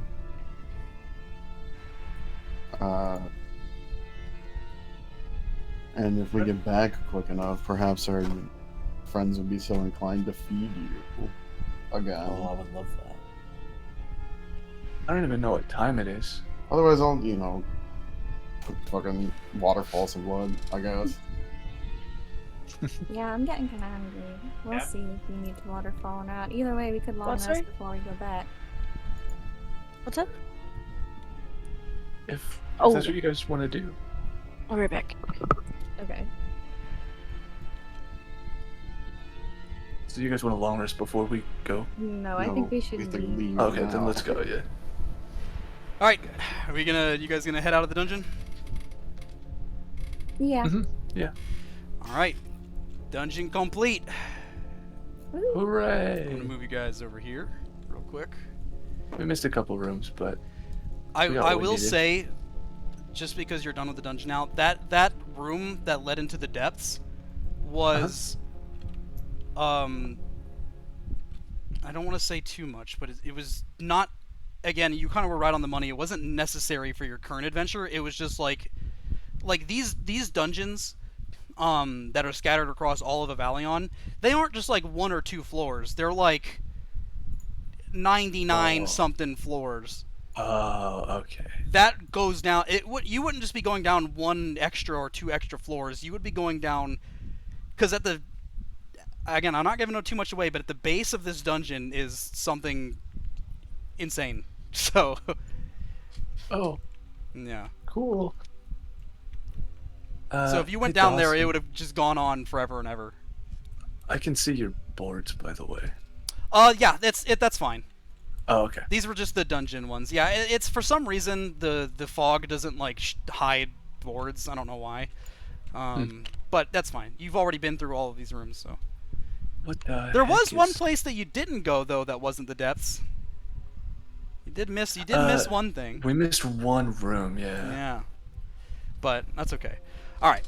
Anyway, let's continue. You guys begin to make your long journey. Again, it is kind of like a good 15-minute walk up these stairs out of this dungeon. You're all battered and exhausted and in pain. So this is kind of like an excruciating walk up these stairs. Not to mention kind of the awkward silence that fills the party after the events that have just transpired. Until eventually you reach the top, where the stone door kind of like is laid out in front of you, and it just kind of sits there. All right. Well, let's get out of here. Are you gonna go up to the door and do anything to it, or? Yeah, I'm gonna go open the door. It's just a big slab. It's just a big slab of stone. Okay. Okay. Sorry, I thought it was like a door. No, I mean, we can all I try to look at- push it. I look at Crow.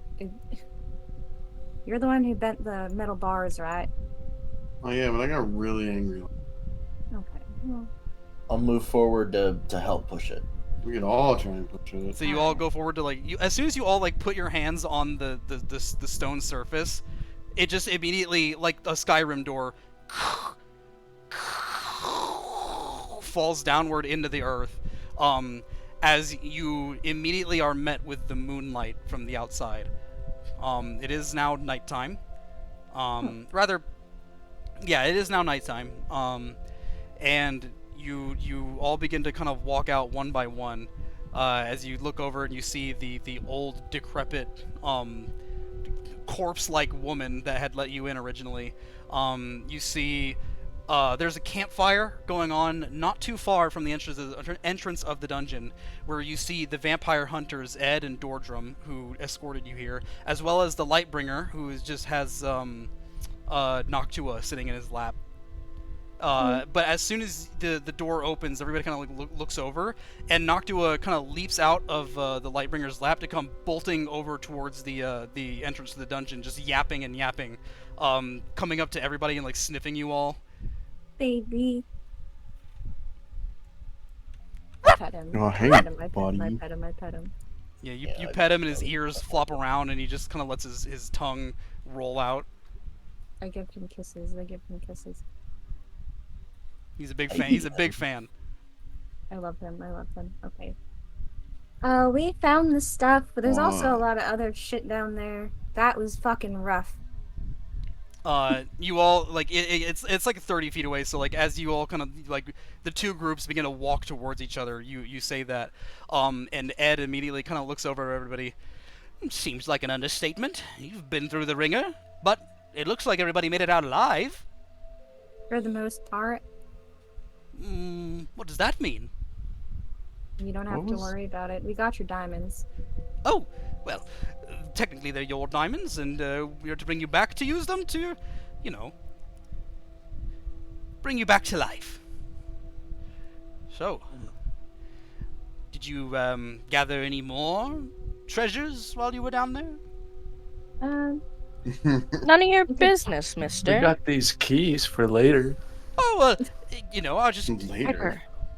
don't remember if you recall the guild master's request to bring back, you know, demonic artifacts for a compensated price. But if you don't have anything, that's fine. Just Wait, I think we have something. Oh, I just don't really wait. know what's going on with it. Hey, I'll whisper over to Mabel. Don't you have that amulet thing? Oh yeah, I do have something. Well, is it all right if you I wanna see tell- it? I don't, if you don't mind. You can take a look. I walk over and I hand it to him. Ed, it kind of like looks over. You're giving him the talisman you found? Yeah, I'm letting him see it. He kind of like picks it up and like brings his torch to it to kind of like take a look around and all the different ends of it. Well, most certainly seems demonic and magical. Yes, notify the guildmaster as soon as you get back of what you have found, and you will be compensated. Okay. That sounds good. Elvis. While this is all going on, the Lightbringer kind of walks over towards Alice and Lauren, kind of looks you both down, and sees you just kind of, battered and bloody for the most part. I don't remember how much health either of you was missing individually, but I'm at like half health. yeah. They're not looking super great, but also it could be worse. Crow was trying to talk to the Lightbringer. He said, Oh. Elvis. Yes, sorry? Kelvis. Yes, that's me, Kelvis. Do you know how to heal people? Well, yes, I do know how to heal people. I am in excruciating pain. All right, it'll take a little bit of time, but if you don't mind going to sit over by the campfire, I'll have you fixed up in a jiffy. You both as well. And he looks over towards Alice and Lauren. Are both of you all right? No. Okay. I'm well, all right. At least you're alive. Sure. All right. Well, you can come this way, and I'll get you all fixed up, and we can head back towards the guild. So he kind of leads you all over towards the campfire that he had built with Ed and Dordrum. Dordrum just kind of sitting over there. He didn't bother getting up or moving. His gigantic ass is just sitting on a log, overlooking the fire. Gigantic what? Ass. He's a big guy. Thick. He's huge. But everybody else goes and kind of sits around the campfire as, over the course of maybe 30 minutes or so, the Lightbringer goes from each one of you to heal you. I'm going to go ahead and roll his healing, though. Shoot, where is his... Hold on, I need to find his thing. His, ability card. One sec. I remember where the fuck I put it. Here. Here.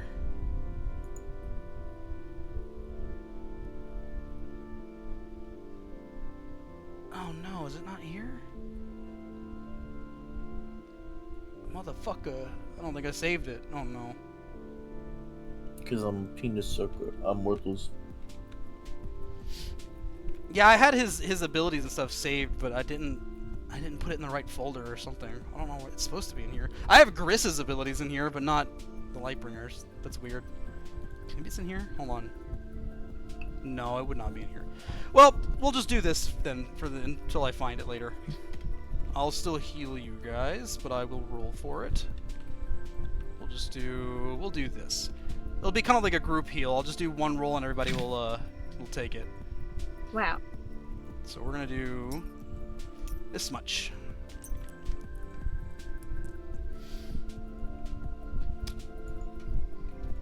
This much. Oh god. Okay. Thank you. From person to person, yeah, he kind of goes over and kind of like puts his hands on your shoulders individually as this warm, radiant energy begins to fill your bodies and slowly kind of patch up your wounds a little bit. It doesn't fully heal you up, but it heals you up an okay amount. You're each going to get 18 healing. Might heal some of us fully up. That's Yeah, What he healed was it me again? the way up. So, yeah. I'm sorry, what did you say, 18? Yeah, 18 healing to everybody. I'm basically full. that's nice. It's way better than I was 20 seconds. Yeah. The process does feel very good. Thanks, I'm gonna- Lightbringer. Go over to Ed and say, did y'all bring any snacks for us? We do have rations, yes. Are you particular? Oh, but you mean for... Right. Yes, we did come prepared. Did you Oh, each need one? I don't. Alice, do you want to eat, or are you just trying to wait till you get home because you're over it? Alice, you are quite blood hungry. Is he there? Alice. Alice, hello. Sorry, what happened? Sorry. I'm sorry. Are you? Yeah. Are you hungry? Are you gonna eat? Yeah, I'm hungry. Yeah. For I'm blood, sorry. that is. Yep, I'm starving for. All right. Okay. Yes. Here, and he pulls out from his satchel 2 of these like leather water skins that he hands to one to you, Maybell, and then one over to you, Alice. As you kind of like pull off the top of it and you smell it, and it's just a fresh scent of blood. I immediately drink it, but then I say, I hope this is the last time. Yeah. So you, considering how hungry both of you are, you just kind of wolf down these water skins until they're completely like empty down to the last drop. But you are fully satiated on your thirst. Where do y'all get this blood? Your donations? Yes, it is donated, typically by members of the guild and not the general public, but yeah, typically about once every couple of months or so, we do a raffle and people donate their blood. Oh, that's All so of our nice. women gather together, and once per month they refill our supply. No, we do. Great. We try to be as nice as possible about it and not have the blood come from places such as that. Alright, well. Unless Each their own. Okay. I hand him his thingy back. Thank you very much. So I had a theory that like if we were, because you guys didn't send us so many rations down there, that's quite dangerous. Next time that you send vampires down there to get something, I would recommend sending them down with something. I see. Yes, well, you make a good point, that is noted, but I will say, in return, you didn't ask for any. I don't feel like. Okay, well, I guess. But why would you assume, like, you guys know what vampires need? Why would you... Whatever. You heard our story. They've been a vampire for like 2 days. They didn't think about it. A week. I don't know how long. Dordrum just kind of, like, says, like, in a loud, low voice, didn't think about it. Neither did Yeah. you. Because I mean, It's a learning situation. I'm just saying. I'm not saying to be nasty or anything. I'm just saying that if this I happens in the future, it would be it would be That's good. okay. Because I Lauren, mean, you're we the did have. nastiest. We did have an incident in the hotel where there was only one and someone almost got 8, so I just think if you guys do happen to have more rations, it would be good to not, I understand, yes, I'm not in charge of the blood myself, but from what I understand as a member of the guild, we do have to ration it out a little bit. We aren't exactly, made of, well, technically we are made of blood, That many but, vampires. but, well, these days, yes, actually. Yeah, Well, you're fine. okay. I just wanted to pass along some feedback. I don't mean anything bad by it, I just think maybe. No, it is noted, it is noted. I thank you very much for your consideration. I'll pass it along to whoever needs to hear it. Okay. I appreciate that. Are we allowed to rest a little bit, camp out here, or do y'all gonna make us come all the way back again? If you wish to rest here, that is fine. It is preferred that we head back tonight, but not required. What do y'all want to do? I just have a quick question. Yes? If there's so many vampires, why is there more black diamonds in the world, or like, what are you doing for them? Well, there are, yes, more black diamonds in the world, and a lot of people go on the same journey you just did, but not everybody makes it back. I'm sure you just witnessed the dangers for yourselves, and how not every single person could, hold their own in there, and, Oh, I mean, so why you don't just you send guys, all the like- vampires down there, and then the ones who survive get to be human, and then others just die down there? Is there just a lot of black diamonds down there? We the only process found is two, not like- exact. It's not an exact. We do what we can for people who have become vampires, but we are not. We are not, all powerful. We only do it within our own ability. Yeah, that's fair. But if I don't know. they don't want to fix themselves, Yeah, you don't you just guys kill like them. murder them? Well, yes, they are vampires. And if they wish to go out back into the world and hunt down the innocent, then yes, we will strike them down. What if they hunt down the evil? Sure, I mean, to you could do, like, to a hungry vampire, there is no difference between a good man and an evil man. Well, what if they're not like? I mean, they plan before they're hungry. right? Like they search out, If they know they're gonna get hungry, they come to you for support. What are you? could be like what are you all trying to insinuate? You could be Nothing like a really, vampire we're just- bounty It's just a hunter. weird thing you got going on here, that's all. We hunt down vampires and do what we can to help those who have turned, but we do not have all the resources to help everybody. I'm sorry if that's not a satisfactory answer to you, but it's how things We- are. We appreciate what you've done to help us. I will say, I'm sorry. Well, that this is... you're welcome. I don't really want to be a vampire, so how do we start the process of fixing it? We have to leave. We would need to head back, and the process could potentially be done tonight if we get back fast enough, but we could also do it tomorrow night, depending on, I understand you just went through quite a lot of perils. If you need a rest, it is what it is.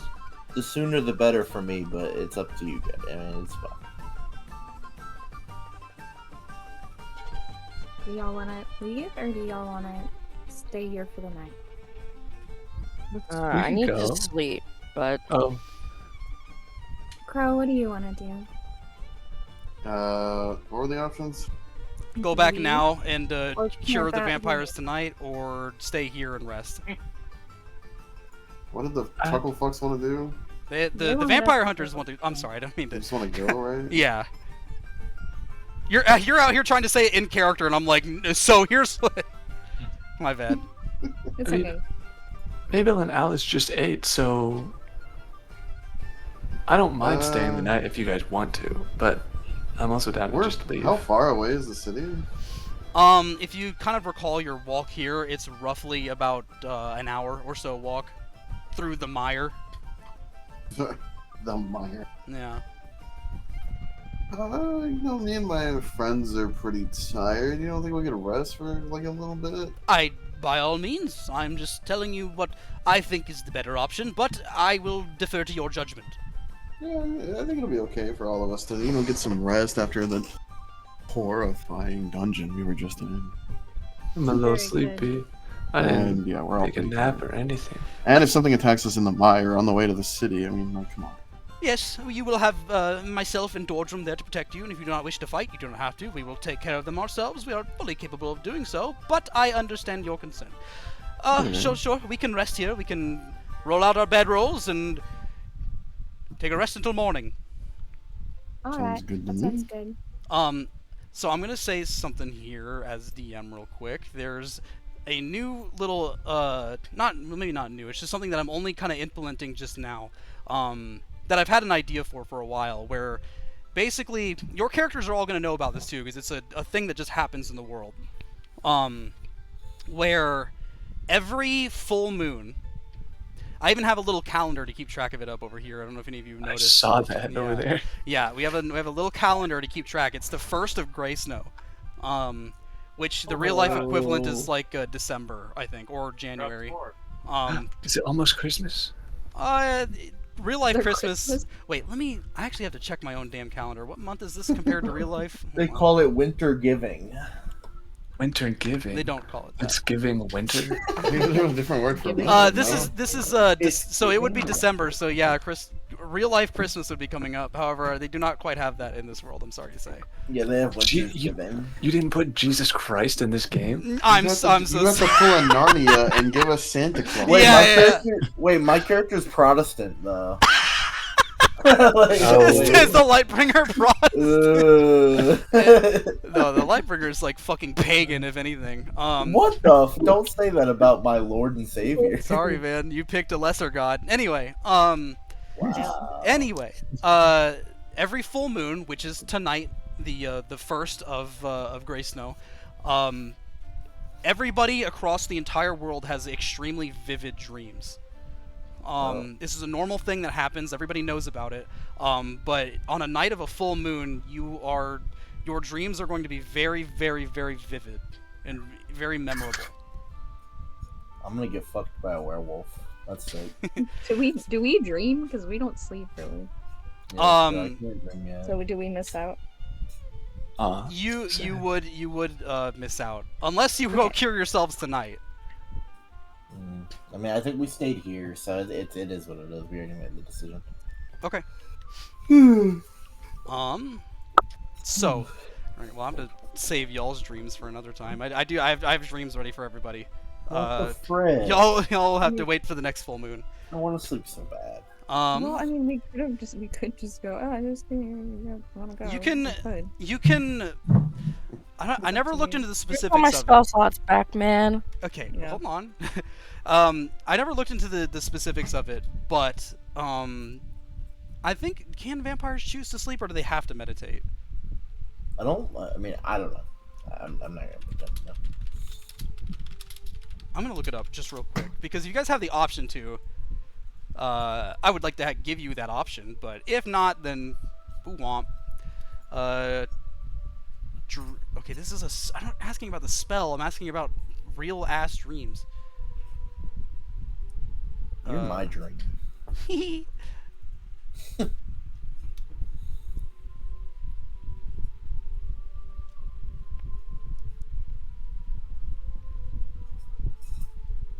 Seems like okay, hold on. Vampires also still need to sleep, unlike other undead. So there's a good chance that dream can affect them. Okay. I think it's that you have to either meditate or sleep. When the meditating kind of brings you into a sleep. Well, we're gonna go ahead and say that you can because I've got stuff ready for you. So Okay. All right. it would make sense. All right.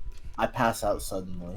I'm sleeping. Unexpectedly. I'm sleeping over here. You fall feeling onto really the grass and dirt and are unconscious. I was walking around thinking I didn't have to sleep and then just passed out. Looks like she's already out. Well, I hope you're all ready for a good night's sleep. Tonight's a full moon, and it means you could have some very interesting dreams. Try not to have nightmares after, everything you've just been through. We'll try, I guess. Well, a good, vivid dreaming to all of you. You too. I'm taking my bedroll. I'm going away from everybody. I feel sad tonight. All right. Mabel kind of goes off onto her own, away from the campfire to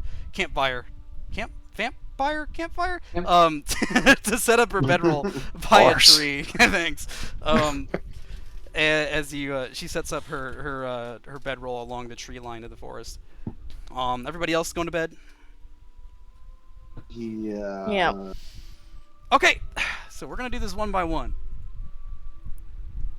Starting with, hold on. Gotta pull out my notes. Starting with Crow. Also, Piper is gonna get 2 dreams. Spoilers. Oh. Crow. Hooray. You close your eyes and begin to turn over into your bedroll, preparing yourself for whatever nightmare that might await you after encountering the horrors, as it were. But you eventually drift off into sleep, and after a while, you do enter that state of like REM sleep, where your dreams begin to appear, and it is, just as expected, very, very, very, very realistic, very vivid. You're fighting. You're immediately fighting something. You don't know. It's you can't even really pin your brain exactly on what it is you're fighting. It's just some kind of like shapeless anomaly that you're slashing your sword through. And you are not wearing your current clothes. You're wearing your old clothes back from when you lived in the city.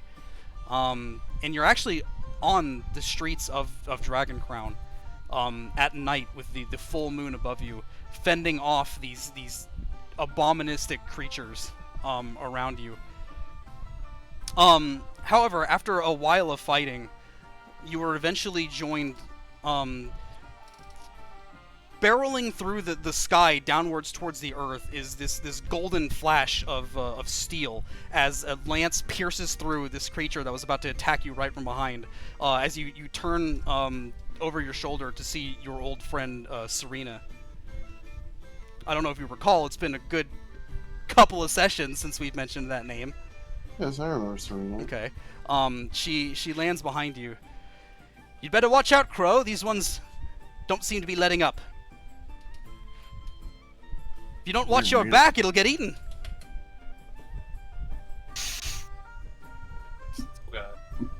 I'm sorry. So this is a roleplay moment, okay. Yup. Give me like 2 seconds. Okay. Gotta get into character. A method actor. Method actor. He gets a sword and swings it around.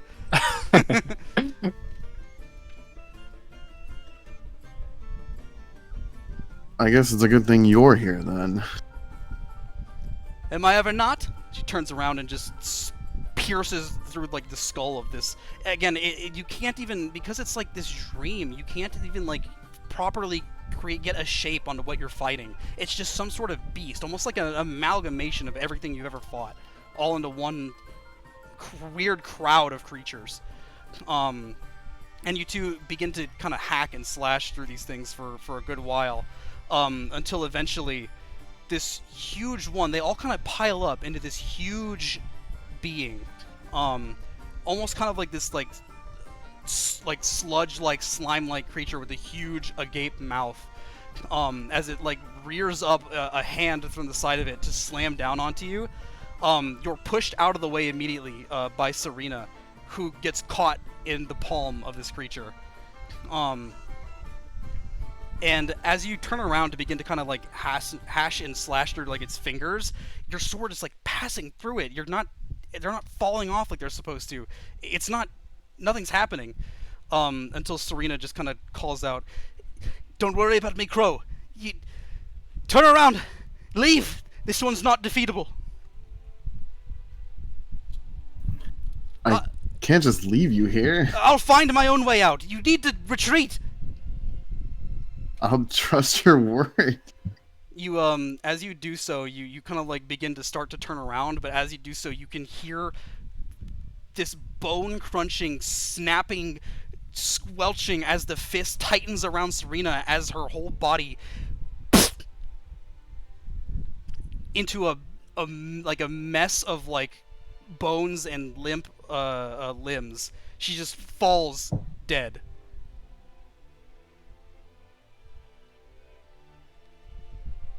Oh. I'm gonna keep running away. You keep you keep running after a while until you make your way through the streets, and you kind of just come down to this one alleyway where there's no more violence, no more monsters, no more creatures. It's just you alone in the city, and this is like very much a dream thing. Even at night, there are people all around Dragon's Crown. But there's nobody here. It's just you. You find just kind of like a place to stop and rest for a moment and catch your breath. You set down your sword and just kind of put your head in your hands as you try to come to terms with what just happened. Until after a while, you hear this loud, rather a soft, low humming noise coming from above you.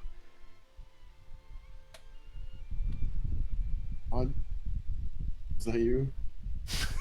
It's me, Jesus. No. You you look up to see this shape encompassed by the full moon behind it begin to slowly descend towards you. And as it gets closer and closer, the humming gets kind of like loud enough that you can make out what the noise is, and it seems to be some kind of like song or like a hymn being sung as this object slowly descends towards you. And as it gets close enough to the point that you can hear the soft low choir all around you, as this skull with a veil hanging over it lowers itself directly to eye level with you. I can bring her back. Do you want me to? And what's the catch with that? She will be alive again. No catch. Right. What do you get out of this? I bring a life back from the claws of death. I claim victory over death again.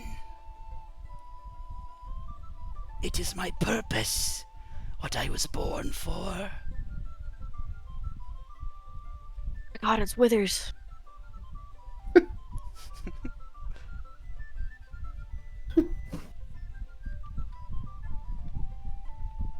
How many times have you done that before?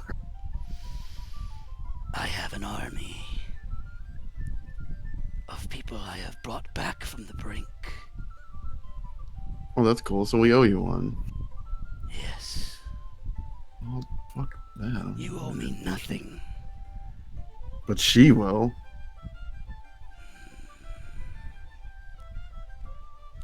I don't think that's my decision to make.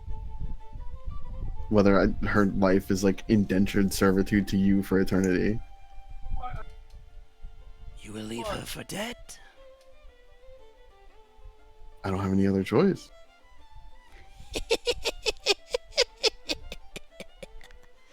The skull floats back off towards the moonlight as you look off into the distance as more of these unshapeable beasts begin to barrel their way towards you as you grab your sword again, preparing for another fight. The rest of your dream is just violence. Piper, your turn. Are you there, Nate? Yeah. Okay. So, you fall asleep, Piper, and eventually you kind of like begin your REM sleep portion of your rest as you find yourself somewhere familiar, someplace that you were just at until not too long ago. You're back in to the courtyard of Castle Shadowlight. As you see everybody around you, it's got the same kind of like cold and ominous aura about it. However, you see all of your friends and acquaintances that you have made, and not very many being who you are, but enough for you to see them all and recognize them and get that sense of friendship and warmth. You eventually make your way over through the hallways of the castle. As you pass by one room, where you see a very small girl inside, just kind of like reading through a book. As she looks up and sees you in the doorway and comes running up towards you. She's like a girl of maybe 9 years old. She just kind of runs up. Mr. Piper! Hey. Mr. Piper! Hey. Look! She turns around the book and shows you a picture of this like children's book with these colored pages of horses galloping through a field. Look! Laurenta says he's going to take me on a one with this color tomorrow, and she points at one with like a black and white spotted horse. Those are my favorite kind! That's so cool. It's like a horse, but it's got like a cow coat. It is kind of like a cow, isn't it? Cows are so cool. But it's not a cow, Piper, it's a horse. Right, that's even cooler because it'll go way faster than a cow. Yeah, exactly. You get to go tomorrow? Tomorrow. He says he's taking me tomorrow. Do you want to come? I would love to. I'll tell him to make sure you're coming, and if he says no, I'll beat him up. Oh, don't do that. Thank you, though. As this is happening, there's another boy just kind of sitting off into the other side of the room, reading a much larger and lengthier book. He is not that much older than this girl. He's maybe 12 years old. And he's just flipping through this phone book of like a tome. Not like you'd be able to anyway. I hear he's been training with the sword. Kind of unusual for him. Piper, you recognize these two people to be Altus and Marina? not Altus, and okay. not Marina. It's the two younger ones. Oh, I'm gonna throw them in. I have to find my thing here too. If I can... Here we are. They are Lane and Leah Fray. Lane being the young boy and Leah being the young girl. Cool. My old housemates, castle mates. Oh, there, I see it. Either way, the boy says, I'm not sure if they would let Piper aboard the horse. You know, who knows what the guards would think about a Kenku riding along a horse with the prince and princess. Oh, so he's racist. Crazy. I've seen a bird on a horse before. I don't think it's One as large as you, Piper? no. Well, nothing's impossible, so maybe with Laurentus's word, you will be able to get to ride a horse. Have you ever ridden a horse, Piper? No. Well, I think they're rather uncomfortable as he kind of closes the book and kind of walks over to you. But Leah here seems to think they're fun, so maybe you'll find some joy in it. Maybe. By the way, Yeah. Piper, do you have that book I lent you just the other day? Which one? You know, the one you'd borrowed from me. Or don't tell me you borrowed multiple and haven't given back any. Oh. No, of course. The one book that I borrowed from you. Mm-hmm. Looks at you like expectantly. Well, as you can see, I don't have it with me. That's fine. Just at your soonest convenience, please. Kinda Okay. Walks off. You kind of say your goodbyes to Leah as you kind of begin to walk again through the corridors of the castle. The kind of like cold stone interior of this castle, decorated with the black and white linings and flags and carpets all over the place, to kind of give it that sense of homeliness, that it's not just some old cold castle, which it is, but it is a royal castle nonetheless. Very large one too.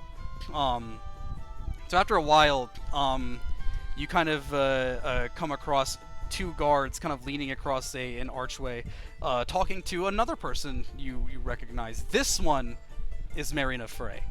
She's about 18 years old. She's got kind of the long wavy brown hair that her mother has, wearing this nice kind of dull green dress, as she looks like she's getting some trouble from these guys over here. Oh. Okay, I'll go up. Hey Marina, what's going on over here? They let you just walk around anywhere, do they? Says one of the guards. I'll have you yeah. not talk about him that way, in front of me at least. Listen, I don't care what you want with me, but don't take it out on him, alright? Don't worry about them, Piper. Okay. What are you doing out here? She kind of like takes you by the arm and begins to walk the other way. I was just trying to make my way back to my room when yet again I have struck up a conversation with people I do not care to converse with. Did you like you struck up the conversation? No, they struck it up with me. I was forced into it. Oh. It's irritating and it bothers me, and I'm glad you were here to give me an excuse to leave. Kind of you look back behind you as you see the two guards just kind of like glaring at you from the other end of the hallway.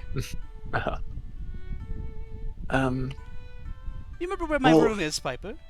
Yeah, should we go to your room? You don't mind leading me there so that maybe nobody else will bother to tell me about their dull training or whatever that is that I don't care about. Yeah, of course. Let's go back. Thank you very much. You walk her through these long hallways until you eventually get back to one room that you remember to be hers. As she kind of opens the door. Thank you again for escorting me. And you kind of look back into the room and you can see somebody else is in there, kind of like waiting for her. It seems to be some other girl that you don't really recognize. And she looks back, realizes she's in the room, and then looks back towards you. Don't tell anybody. Is that your friend? It's don't worry about it, and please don't tell anybody, Piper. Okay. She's a friend, yes. Do you and your friend want to go horseback riding tomorrow? I might be able to with Laurentus and Leah. That's wonderful, Piper. I I cannot wait to see you on horseback. I hope that you are allowed to do so. But no, we unfortunately have plans for tomorrow evening and cannot join you. Okay, that's all right. Have fun. You have a good evening, Piper. Thanks. You too. Bye bye. You make your way out through the hallways until you eventually come over to one that like overlooks like a courtyard area where generally a lot of the you try to avoid this place as best you can, but for some reason you found yourself here because of the dream, where a lot of the guards tend to gather as they're all training. You see a group of them all training in the yard. This is when you look down and you can recognize Altus Frey. 19 years old. He's got short, pure white hair. He's got a very kind of like stern look on his face, and very, very large muscles. He's got like a long sword in his hand, and he seems to be fighting against some other guard at the moment, as they're locked in this like intense training battle. Sparks flying, steel bearing against steel, until eventually Altus is able to rout his opponent, knock him down on his feet, and point the end of his blade directly at the neck. And after doing so, he looks over at the crowd that kind of like is cheering for him, not really making a show of it or anything. He just sheathes his sword back in, solemnly looks around, and he catches eye contact with you in the windows of this upper hallway. As you just kind of stare at each other for a moment. I give him a thumbs up. He nods and just kind of like closes his eyes and turns around. Wow, he's so good with his sword. Isn't he? You hear a voice from beside you. This is... You know it's Laurentis. But Laurentis. Something's strange. You can't... Unlike everybody else, you can't imagine his face. Oh. You can't remember what he looks like. You turn to face him and it's just a blur. It's like you like try to focus all of your energy towards trying to figure out what this is before, like what does he look like? What does he look like? Why can't I place the features? And it's just not working. After a while, Laurentis kind of looks over at you. Are you alright, Piper? Can you hear me? Yeah. I'm having trouble seeing right now. I don't... Maybe something in my eye. Are your eyes alright? Should we go get you checked? I think I'm okay. Well, if you say so. Anyway, Leah was telling me about it. As the voice kind of dims and everything kind of goes black for a second. You could never picture his face. And as your dream begins to transition, something in the back of your mind, you can't stop thinking about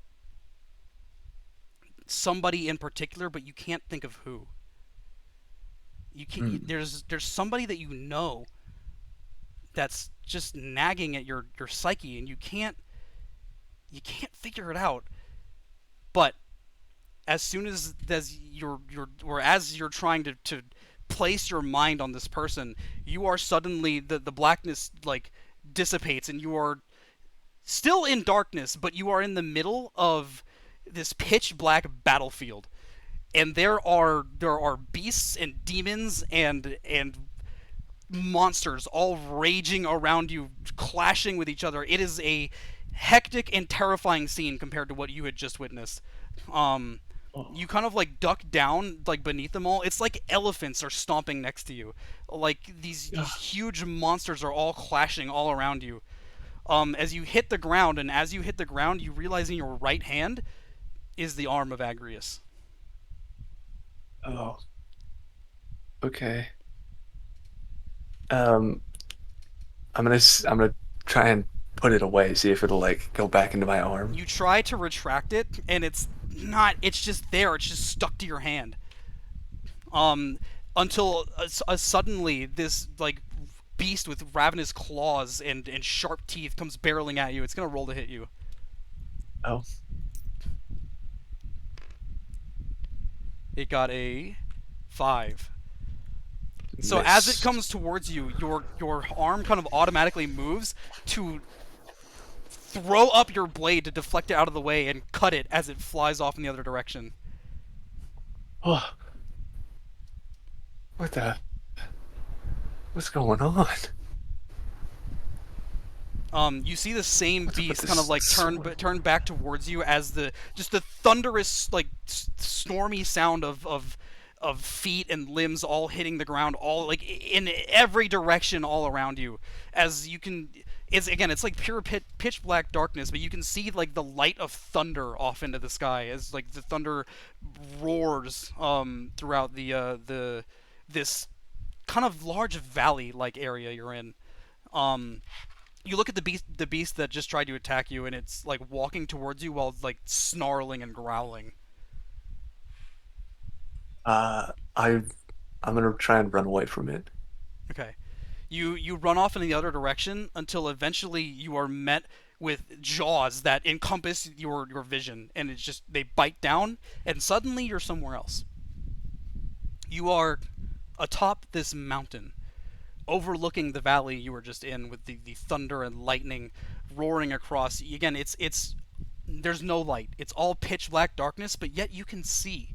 You can see before you this battlefield of demons clashing against demons.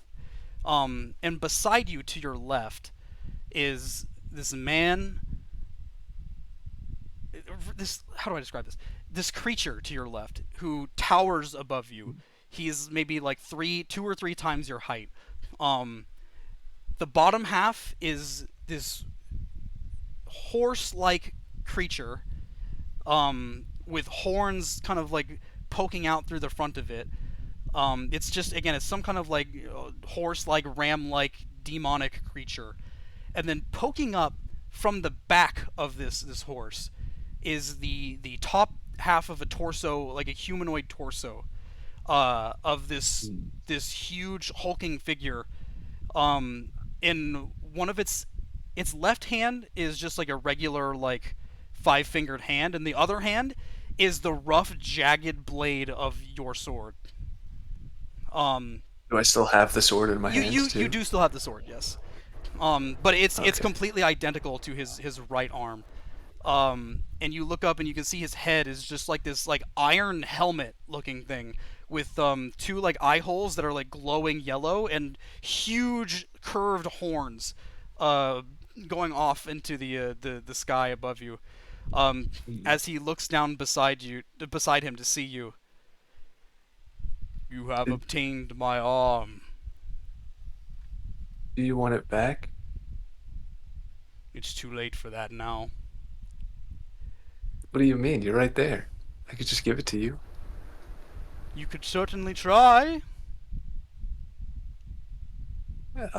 I'll carefully like grab the end of the sword and like hold it up handle first towards him. So There you as go. soon as you try to get your hand off the handle, the worm like Oh. things keep sticking to you, and Oh. it's just bound to your hand. Um. Okay. What's your name? I forgot. I am Agrius, the great demon lord. That's a cool name. What What are is you doing up yours? here? Oh, my name's, and I'll make the noise, but you can call me Piper. Warrior Piper, you have obtained my arm from the dungeon, have you? Uh, yeah. Oh, is Phalanx your son? I have many sons and daughters. I do not remember their names. Oh, okay. None of them have been great enough to impress me. Tell Oh, me, Piper, what's that? what do you see before you? He like points out towards the roaring battlefield. Uh, well, it's a pretty terrible sight. There's a lot of there's a lot of animals and people down there dying. A terrible sight indeed. This is the war we demons rage. This is our might, our power. Why are they fighting? It is what we do, Piper. Now it is what you do as well. What? But You you grabbed can't this. fight for no reason. You grabbed the sword, did you not? Yeah. I am bound to you, and you are bound to me. Oh, that's what my friend meant when she said I'd never be alone anymore. Partially right. My arm will forever be with you. And in your dreams shall be I. Okay. What do you want to talk about? Piper, do you desire victory above all else? No, I desire friends. Well, victory or not, I know you are not weak. You are the one who have claimed the arm. None have done so for centuries. Really? Really. I just had to. I wait. What did we fight? We fought a lot of things actually. I guess that was pretty hard. Um. Only mighty warriors are permitted to wield my arm. Am I mistaken in thinking that you are not a mighty warrior? Yeah, maybe. You I lack don't know. you lack confidence, Piper. Yeah, that's true. Do you want me to give you some? Uh. What Kind of is like that? What do you mean he by like that? turns his head over you to you, the yellow light of his eyes like beaming towards you, like making eye contact with you. As the lower horse portion of his body rears back and lets out a loud neigh, echoing throughout the entirety of the battlefield. As it does so, cheers and roar up from this field below him. Um, Hmm. as they eventually subside, as it just goes back into being a chaotic battlefield. I Are mean, they all your men? they are not all my men. Some of them are Oh. enemies.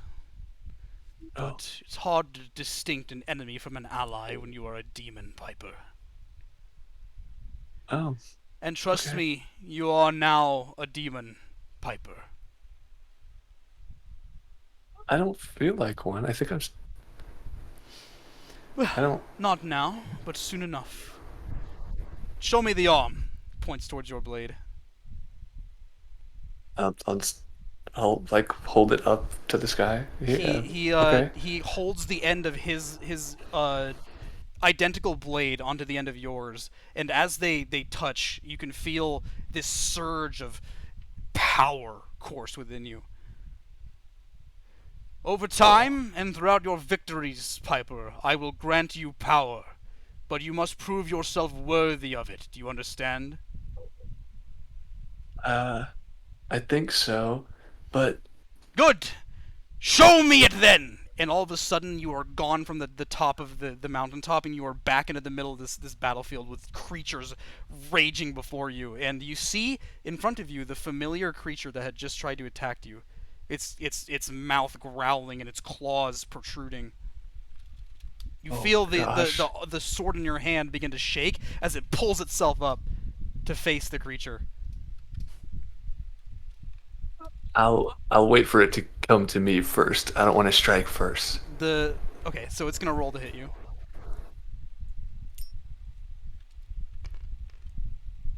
Okay. It has gotten a 17 to hit. Miss. Okay. So, Uh, are you going to retaliate?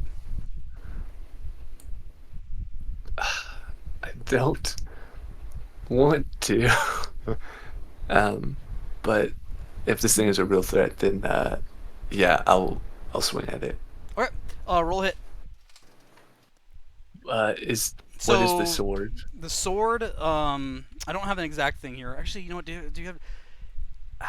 We'll have to add this to your thing eventually. Um, so it's For just do like a now. regular great sword attack if you can find a great sword and swing that. Okay, just a regular greatsword. Yes. Let me.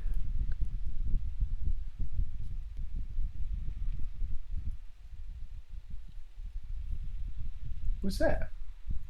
That's pretty. I got a 19. Okay. You retaliate with the sword as it rears down and its blade meets with the flesh of this beast, tearing into it. And as it does, this beam of red light splits from the skull of the creature. And you can just hear it yelp out in pain and agony. As this amount of force damage bursts from its skull open. And it just falls limp onto the ground. Oh. I hope that was an enemy. You hear from inside your head the voice of Agrius begin to speak to you. They are all your enemies, Piper. Strike them down. I won't strike first. I won't do it. You are weak. But I will mold you to become strong. As a beast begins to leap out at you again, do you want to roll to attack, or? I wait for it to hit me first. Okay. Roll a hit. Dawson, can you swing for Bree? Oh! Hi, Bree! I didn't even realize. Yeah, of course. Hello. It got a nat 1, by the way. Oh, okay. Then yeah, okay. I'll swing at it. 14. So you swing the blade back. However, this time you miss it. You swing wide and you do not make contact with the creature. And as that happens, you feel the sword, the energy begin to well up instead of on your enemy, within you. As you feel this force damage begin to tear at your insides, and you take 4 force damage. Okay. Why can't I find tabletop? Whatever, I'll just do this.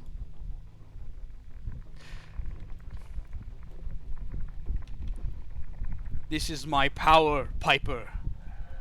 It is yours to wield and do as you wish.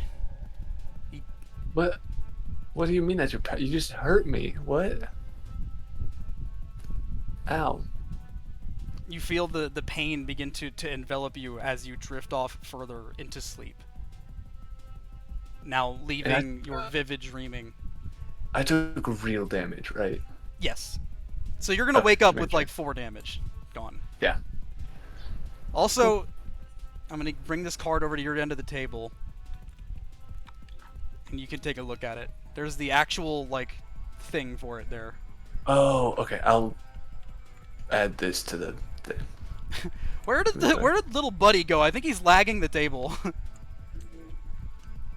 I can't find him. He kept sliming around. I don't know where he went. He's sliming everywhere. We need to find him. I'm trying to follow the trail, but I can't. It's just like, oh, is that? He keeps going off the edge and then resetting. I know. I don't know where he went. I think he's lagging the table.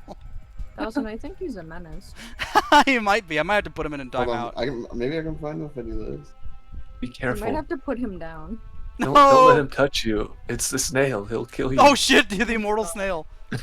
The immortal snail. Oh no. Dude, is he under the tables? No shot. Is he might be under the table. I think he might be because I can't. He went under the table. I found him. Okay, we're Tad. He's floating above the map.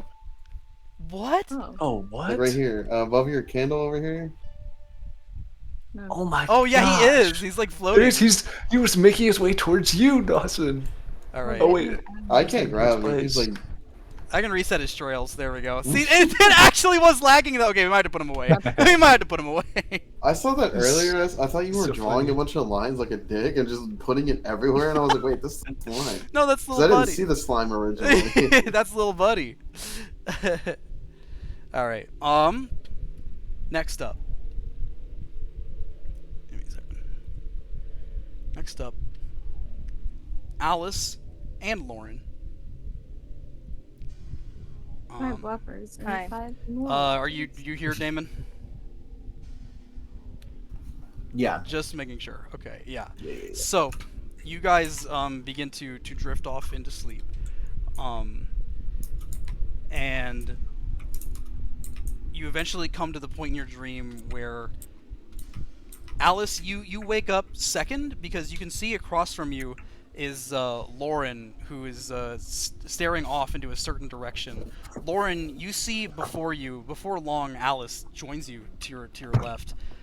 You see before you this large graveyard that goes off into infinitely in any kind of direction.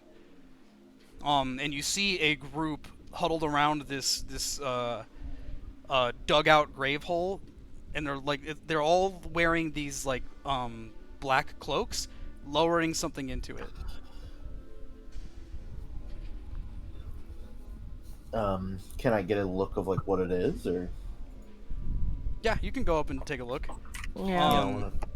You both kind of notice each other, and wordlessly kind of make your way over towards the scene here, and you see a group of maybe 4 or 5 people, all gathered around this hole, where one of them is carrying the corpse of Heron down into a hole. Oh, shit. You recognize him. It seems like his body has been mostly cleaned up. However, most of it is covered by this his old cape, as well as this black kind of drape cloak thing. He's laid down into the earth. Is Lightbringer here? You don't see him immediately, but after a while, appearing suddenly from behind both of you, you see his hands reach both of your shoulders, as he says, "Good evening to both of you." Oh, hi, Lightbringer. Hello. You're both having a good rest. As good as I can for now. This here is the grave site of our brave Heron.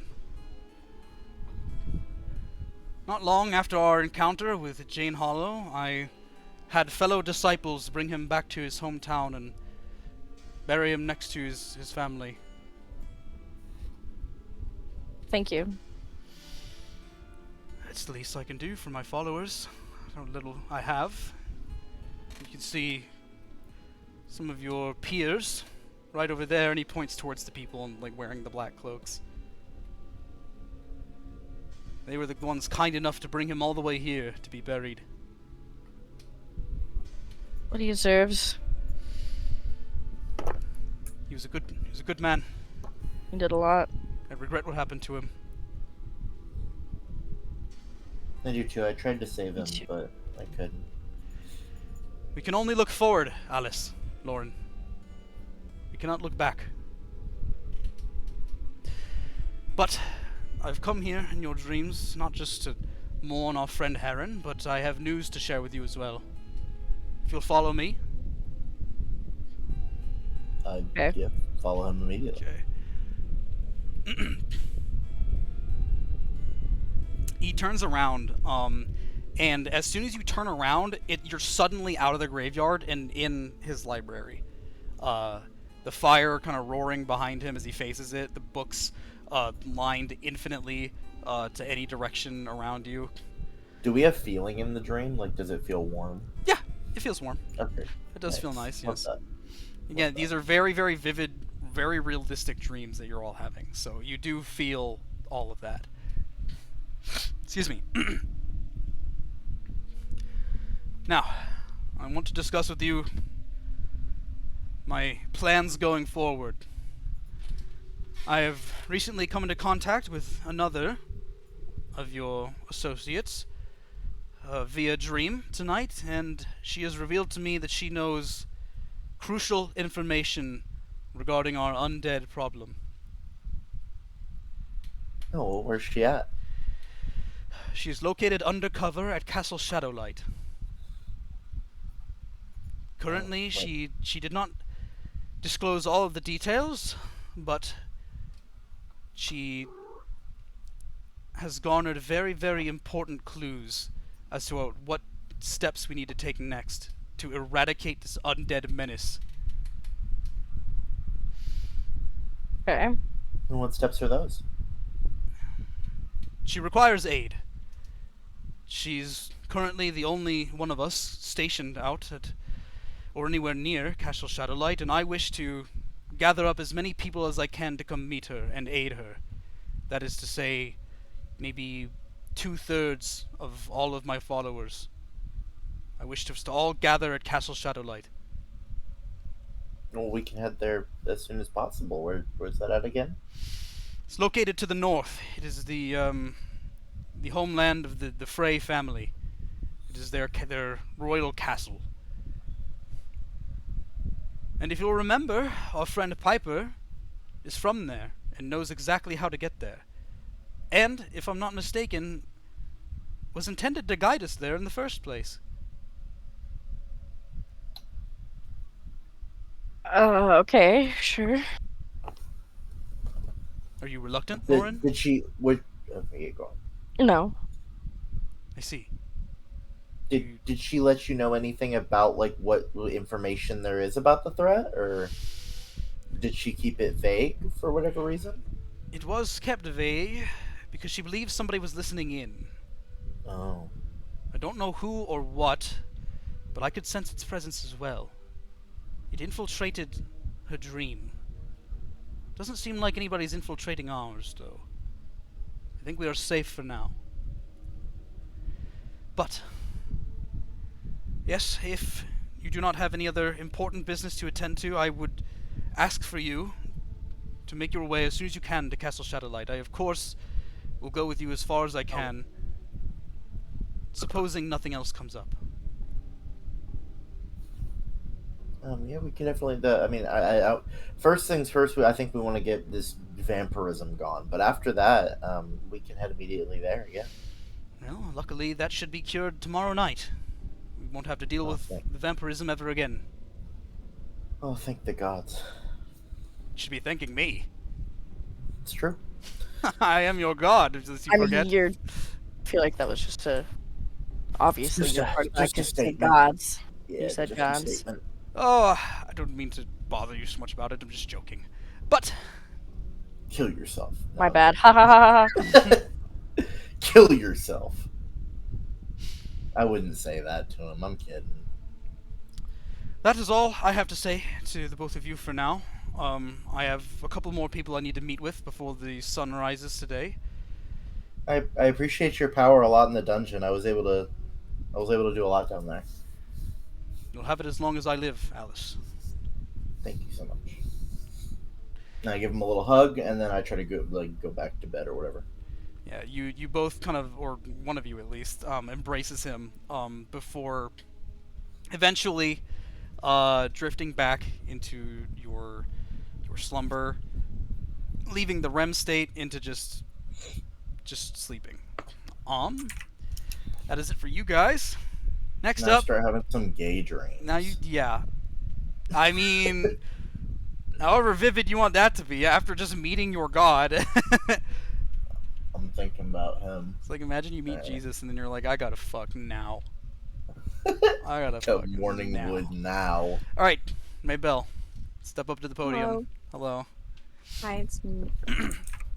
So, Maybelle, you fall asleep just as everybody else has until you were eventually brought into the dream-like state that everybody else is in. You are standing outside of your old orphanage. The snow is howling and it is freezing, but you've got a warm cloak on. But you're like caught in the middle of a snowstorm. As you look out, you're like outside of the building, facing like the front door, like maybe a good 20-25 feet away from it.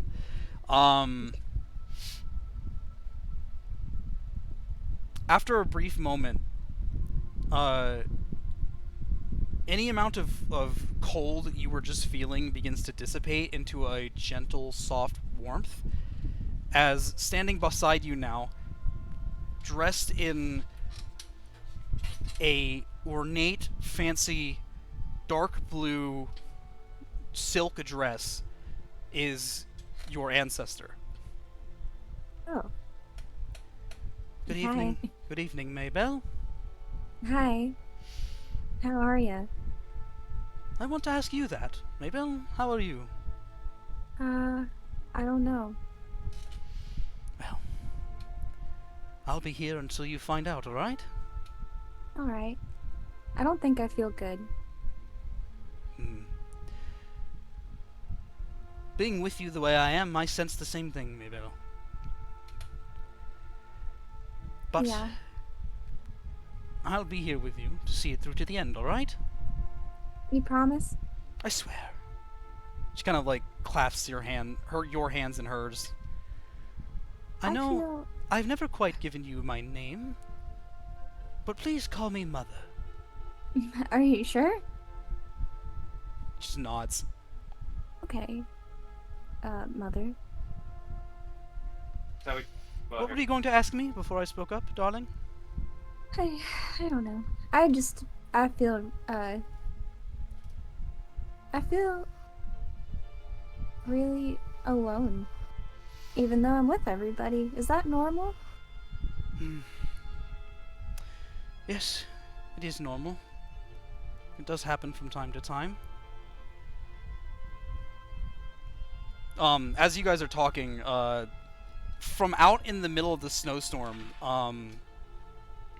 you see approaching from the distance this dark kind of figure, humanoid in shape, begin to make its way through the fog and the blowing of the snowstorm. The wind just bellowing its cloak off into the distance. And you can see, even though it's hooded and you can't see the face of this person, but they're holding something bundled up in their arms, walking towards the foot of the orphanage. Um, Eventually, they make their way over to the front door, set down the bundle onto kind of like the front steps where it's off of the snow and kind of out of the storm just a little bit, and just bangs loudly on the front doors. And then quickly, big stepping through the snow away, kind of just runs off. You see them kind of run off a good distance away, and they kind of like stop and then kneel down into the snow, behind like kind of like in these like bushy area, to kind of observe the front door of the chapel for a moment. Um, Before long, one of the nuns, who you recognize, kind of like an older woman, brunette hair, a little bit of eye bags, pops out through the front door to look down and see whatever it was bundled down at the front of the door. As she picks it up, to look at and inspect it, you can see like a flap of cloth fall off the top of its head, and it's a tiny little baby dark elf, Oh. just wailing and crying, screaming. You can see the lady kind of like step forward, the nun step forward a bit to like look around, to like observe the snowstorm to try and see where anything is, but it's just too windy and too vicious of weather for her to spot anybody. As she slowly and reluctantly goes back inside and closes the door, and as soon as she does so, the hooded figure begins to walk off into another direction. I kind of reach my hand out after them, and I look back at my mother, and I'm like, is that. It's not me, if that's what you were thinking. Well, no, but. Is that someone important? They might be. I don't know, Maybell. I don't know who that is. Was that me? At the front doorstep, I believe so, yes. Oh. You remember this place? Yeah, how could I forget it? That's where I spent most of my time. Most of your years growing up, yes. You might not have known it, but for a long time I was with you. Oh, yeah? Since the beginning. But it wasn't just me, Maybell.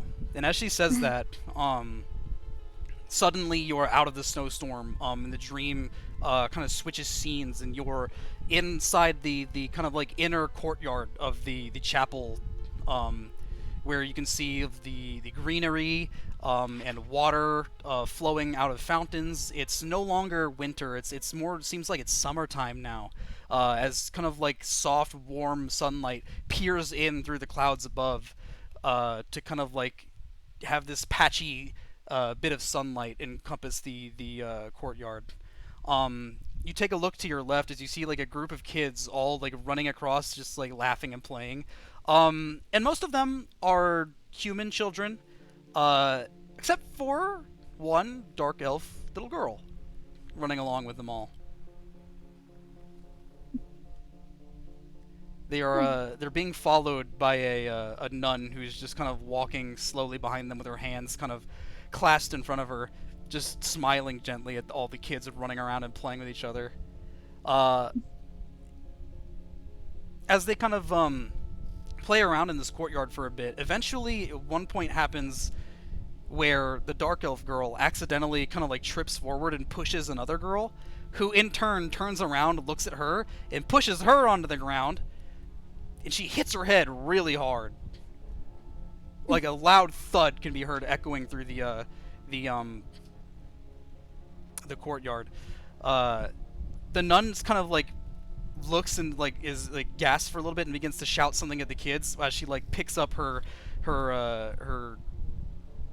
what do you call it, dress? What do you call a nun outfit? Her robes as she she kind of like begins to jog forward towards what just happened. Then after a while, the little girl sits back up. Her eyes now different. Her general demeanor different as everybody kind of like looks at her weird. And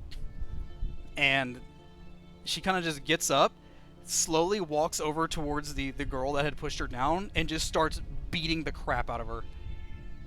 Just swinging fists, clawing at her face, biting her, and it's just causing this huge commotion until the nun is eventually able to pull her off. This little dark elf girl just foaming at the mouth, just like drooling, screaming, kicking, until eventually she goes unconscious.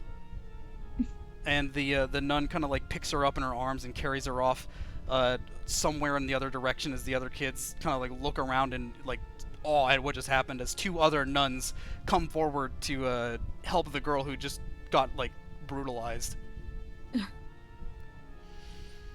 He's been here too, Maybell.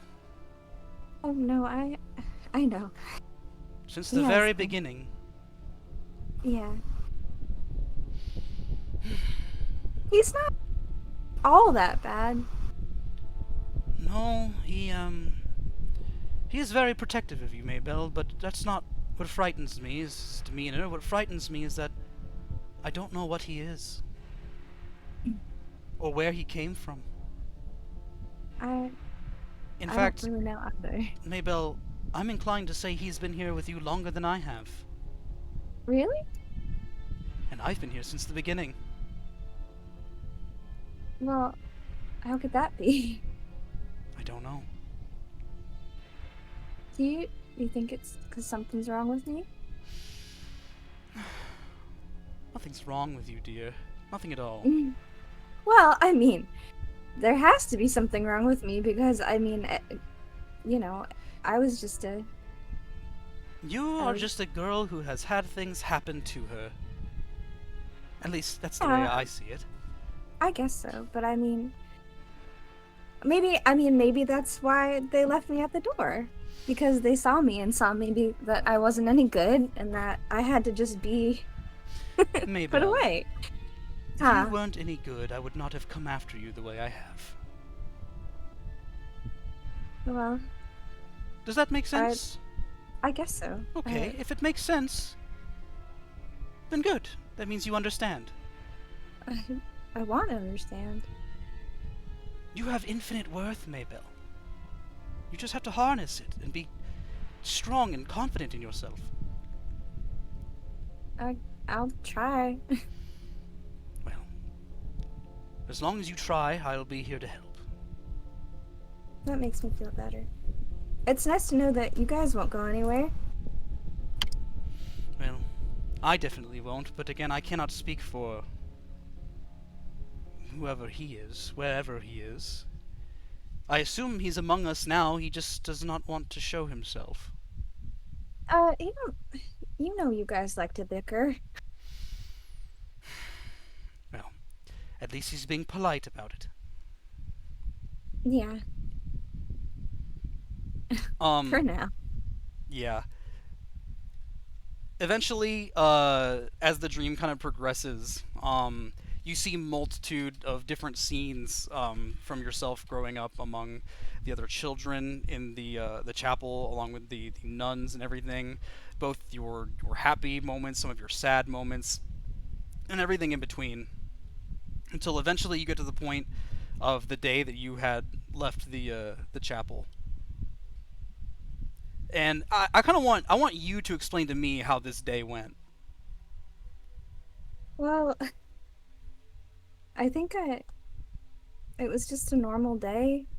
I had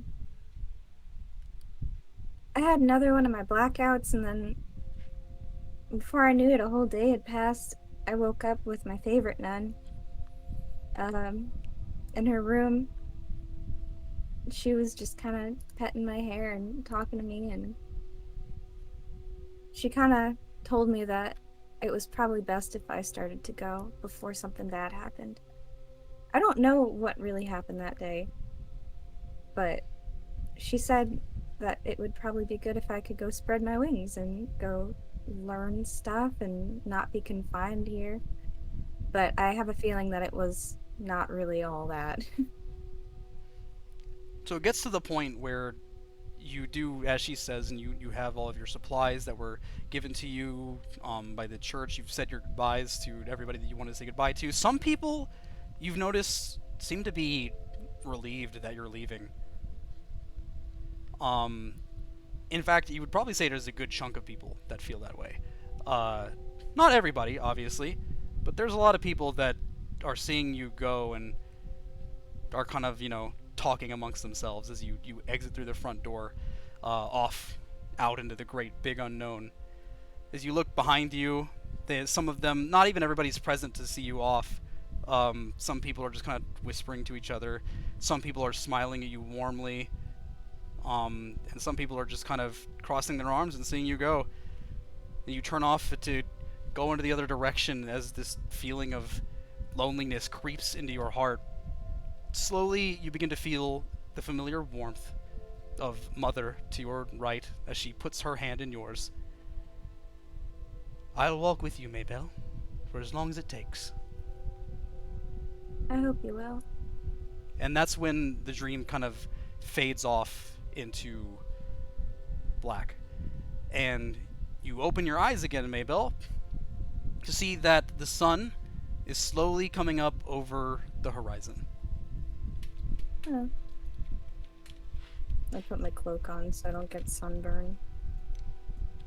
Everybody else begins to slowly wake up as the sunlight, the morning sunlight begins to kind of peek up over the horizon and hit your eyelids individually. It seems like Ed and Dordrum are up pretty early. Lightbringer never went to bed, as they're just kind of preparing supplies for the trip back.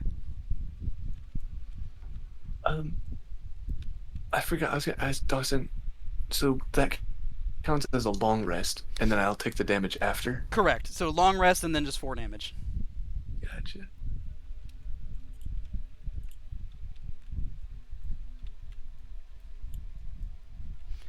Good morning, everyone.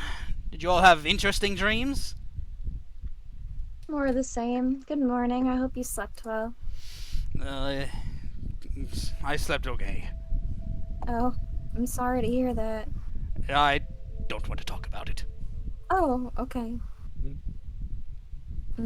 What did y'all dream about? Are you all okay? I turned to everybody. Yeah, I'm okay. Okay, It was good. Good. Bro, did you sleep okay? Oh, I'm sorry. A lot You of, alright? lot Oh, of I'm sorry. fighting. A lot of fighting? A lot of fighting. Mine was pretty normal. Stuff I dream about a lot. Piper, how you doing?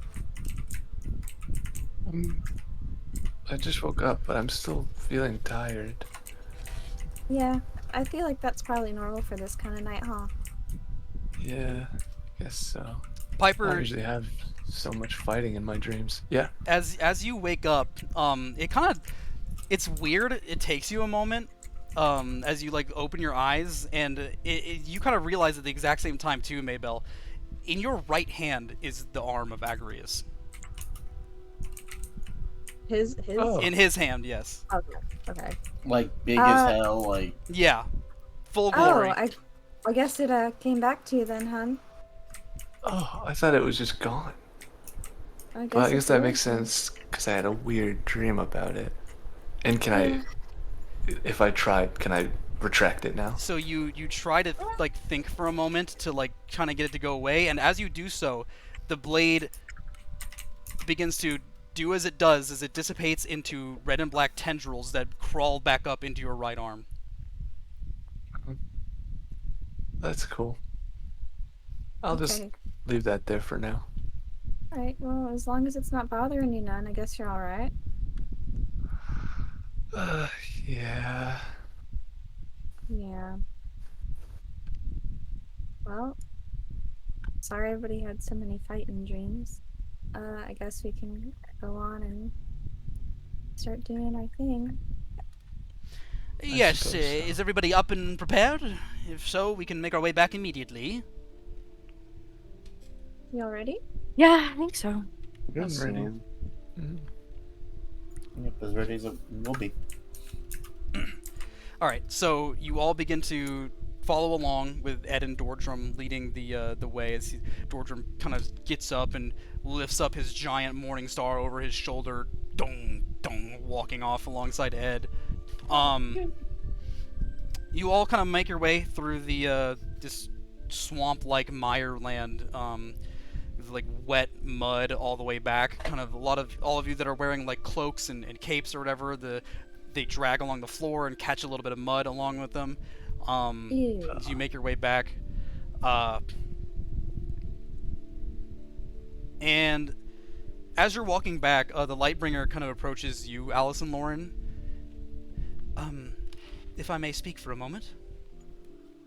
What's up? We do not have to discuss it now, but something has come up while speaking with some others that I wish to discuss with you when we're back into town.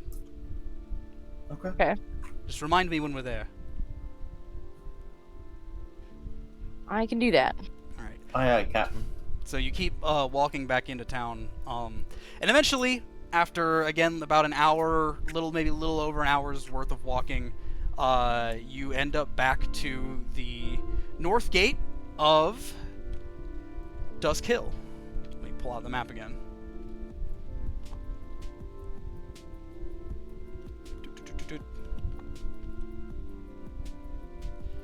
Alright, let me lock that right there. So you guys are coming in through the north way up here, making your way in through the northern gate. You see the huge walls that you remember from before with the gigantic wooden spikes protruding out from the bottom. As you make your way back into the huge city, again, the Hollow Manor, this castle sitting up atop this hill with all the buildings kind of like below it that you can see from over even the walls of the city.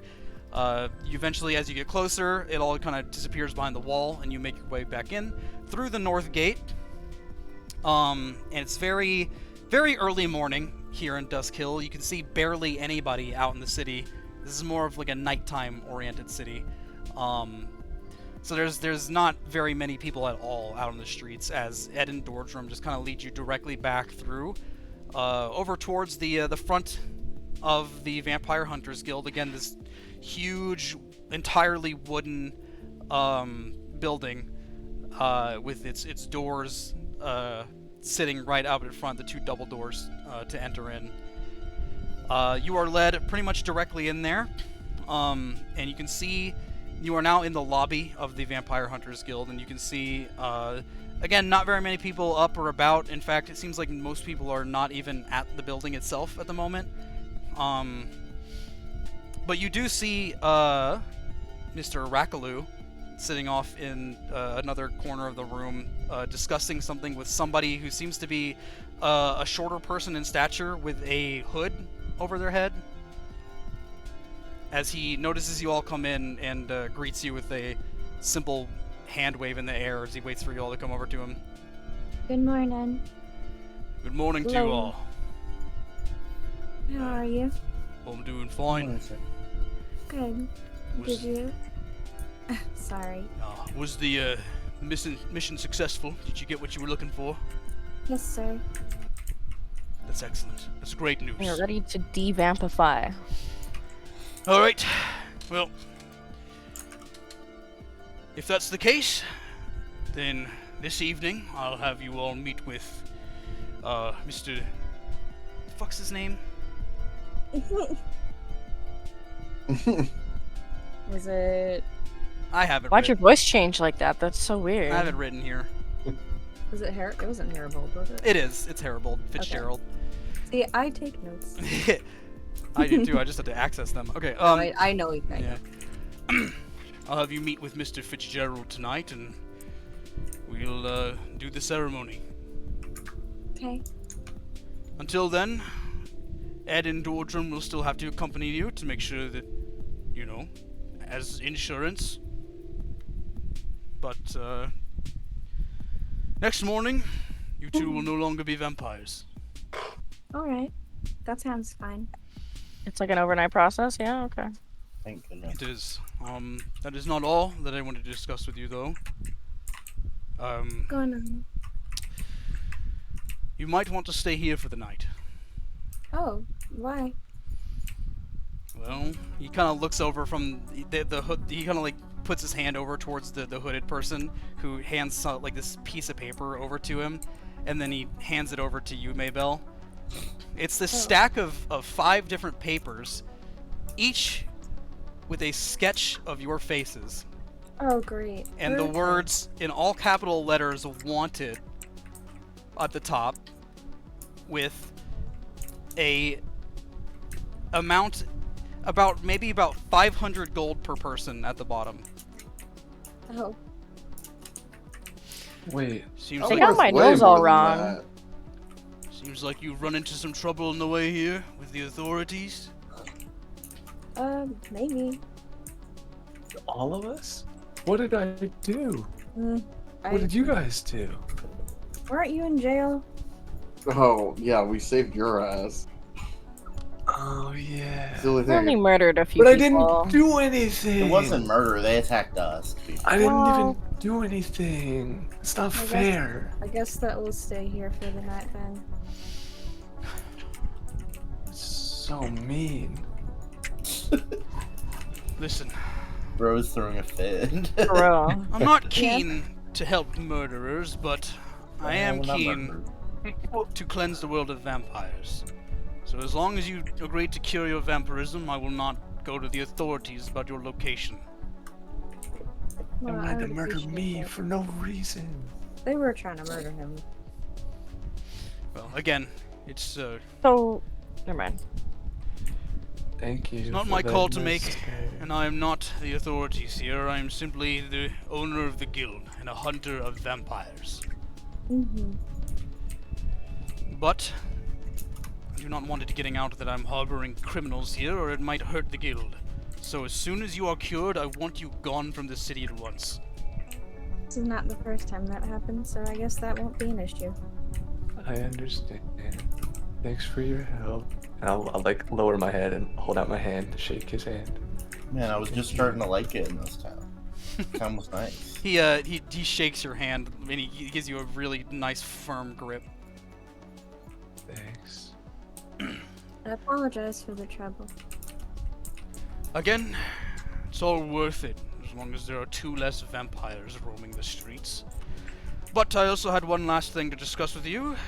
Did you have any relics you wish to hand over to our guild? I have something I'd like you to look at. We have the expert right here. He turns over to this hooded person. Who again, it's kind of like this like bent over older man who kind of like takes the hood back off, and he's just completely like bald with a bunch of bald spots on his head. Or what do you call those? Like birthmarks all over his head. Yeah. Yeah. He kind of turns over. It is good to meet you. Nice to meet you, sir. My name is McAffery, and I can take a look at any kind of occult objects you've gathered from the dungeon? I have one. I show him the thing that I have. Only one? Yeah. Okay. Well, I thought we only had one, Definitely had more Assume than one. but the other one followed me back. I'll make the sword in my hand. So, not only okay, all right. Well, let's get to that first. Ikafi, what the fuck? That's what he said his name was You- like Afro. You summon the blade in your hand, Piper, and all of a sudden the vampire hunter guildmaster, as well as this Mr. McAffrey here, kind of like are taken aback in like shock as they see you summon this blade. Oh, you certainly found something. What is that? It's someone's arm. It won't. I can't get rid of it now. I touched it and then it disappeared, but now it's inside of me whenever and I'll like make it disappear and they can see the tendrils, I guess. It's crawl into definitely my skin. cursed. Now this happens. I need to take a look at you at once. I need to see what this is. Please, if you don't mind following me. Okay. Kind of leads you off over into another room. By the way, you definitely had more than just the talisman and that. I'll go ahead and remind you, but Huh? you had the ring.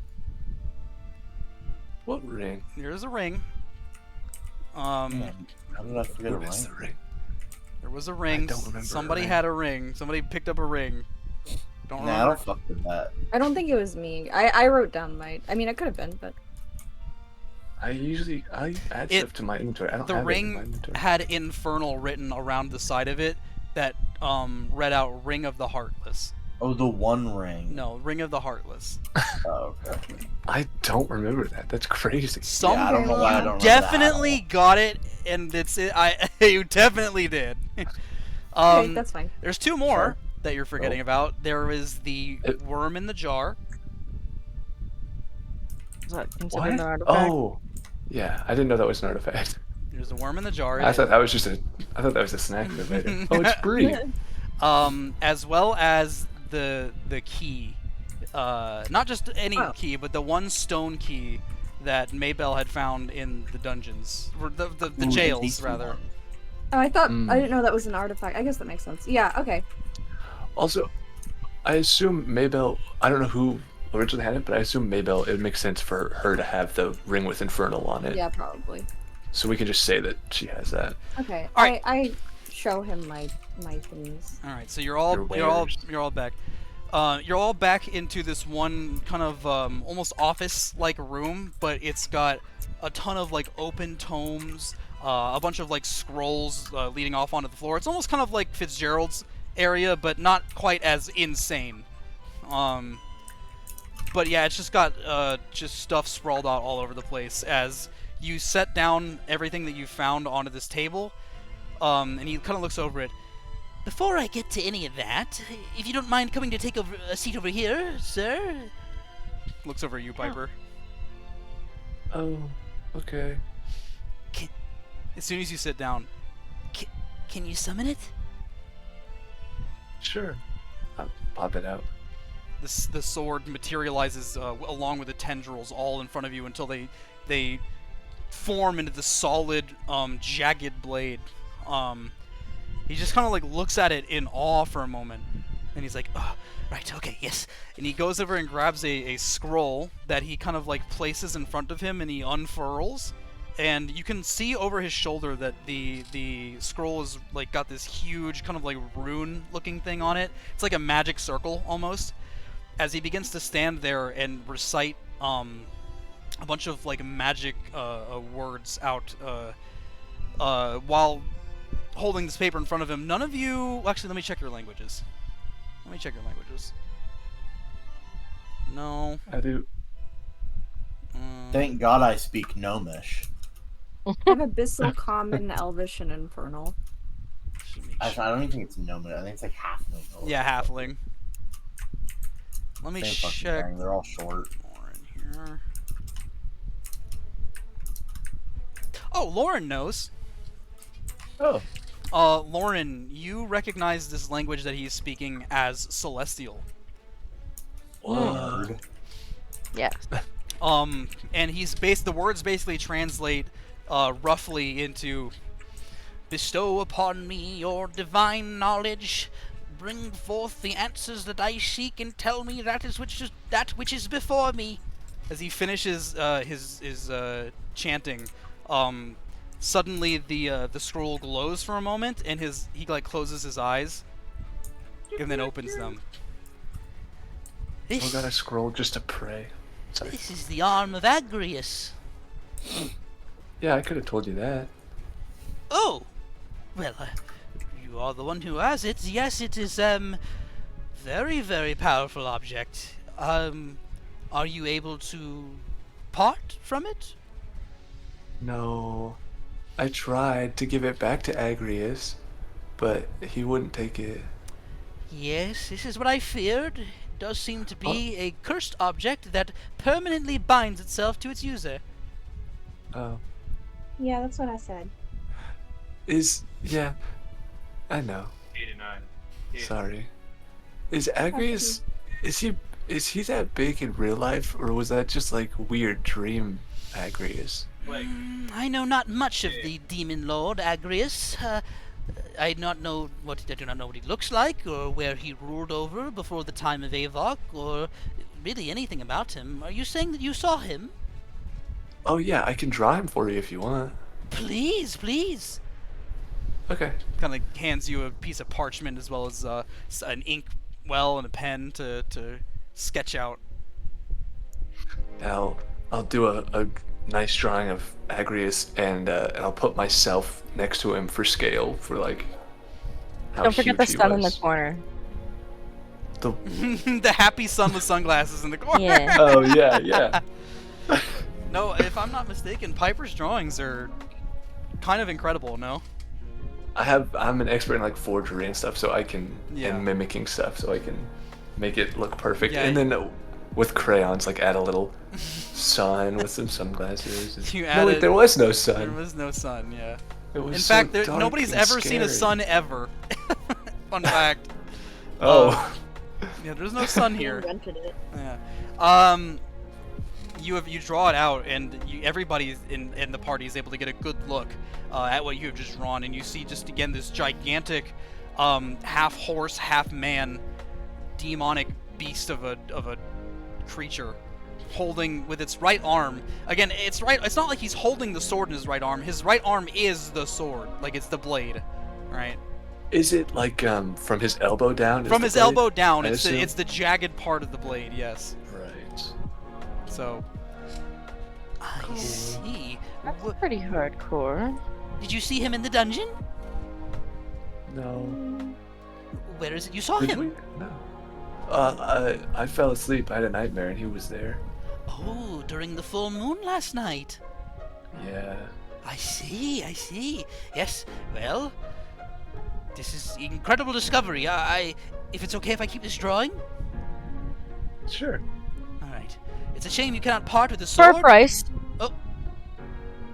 I see. His artwork is worth a lot. All right. Do a persuasion check.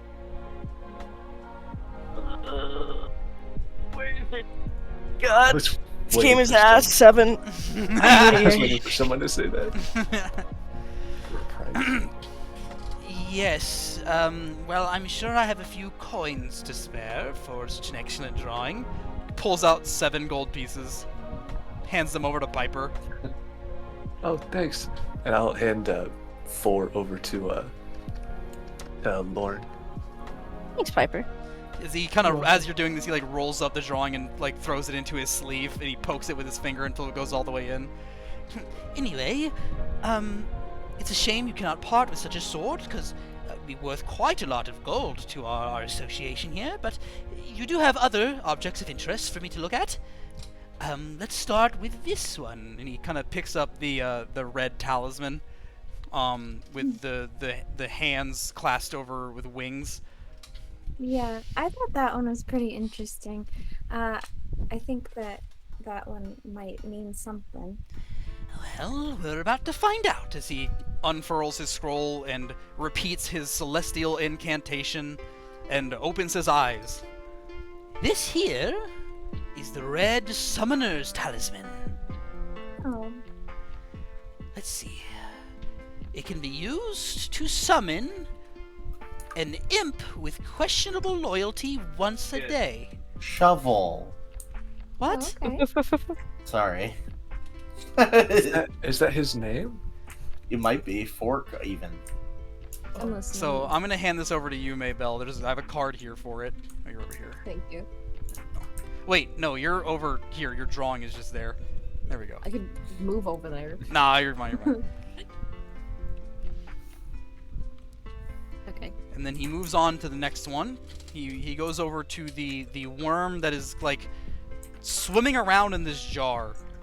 It's just this tiny little creature that's just like pulsating inside the jar. Good thing this thing's inside of a jar. Let's see here. Kind of unfurls the scroll, does his thing, opens his eyes.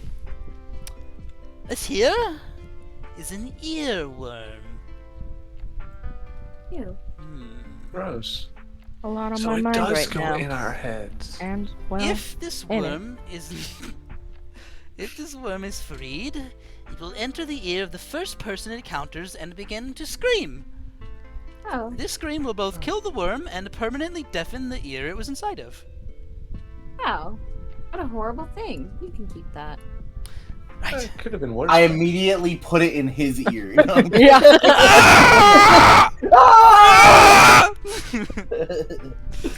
I take it, put it in the Lightbringer's ear, the ultimate traitor. Nothing happens because Oh, he's a god. Drew. Alright. He moves over to the ring, repeats his process, opens his eyes. This here is the Ring of the Heartless. Kingdom Hearts. When worn, it will eliminate the wearer's ability to feel both sadness and empathy. Oh, Oh, Oh, awesome. that's No more awful. sad. Very cool. Are you all trying to keep all these things that we got? Whatever you're willing to sell. I put it on him immediately. No. We just Okay, tested do it you all on do him. you? No, no, Okay, I don't. Shove the earworm in his ear and put the ring on his You can't even feel sad about being deaf. Damon, we're gonna have to play. We're gonna have to do a comedy campaign at some point because it would be so fucking funny if that genuinely happened. Just shove it all on him. Ah! We need to do like an infinitely less serious side campaign at some point because that would be funny as hell. He screams for a few seconds and then his like face just goes straight because he doesn't care anymore. He can't be sad about Okay, it. yeah, he can't. That doesn't mean he can't feel pain or anger or anguish. Just sadness. Okay, you just can't be sad about it. Anyway, Okay, I put the ring on so I don't feel bad about doing it. you do lose your empathy. So. I just don't feel bad anymore. Yeah. I'm cool. I'm cool. Anyway, were you still saying something, Maybell, or Yeah, I was trying to. go ahead. I think I'd like to keep the ring. I don't really want to keep the amulet, but the ring sounds like it'd be mighty nice. All right. Well, it is yours. You did find it. Finders Yeah. keepers. I don't Hands you over know. the ring. Okay. I'll keep that. That sounds like it could come in handy.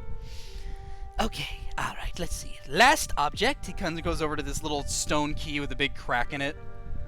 Well, doesn't look magical, but I've been surprised before. Unfurls the scroll, does one last incantation, opens his eyes.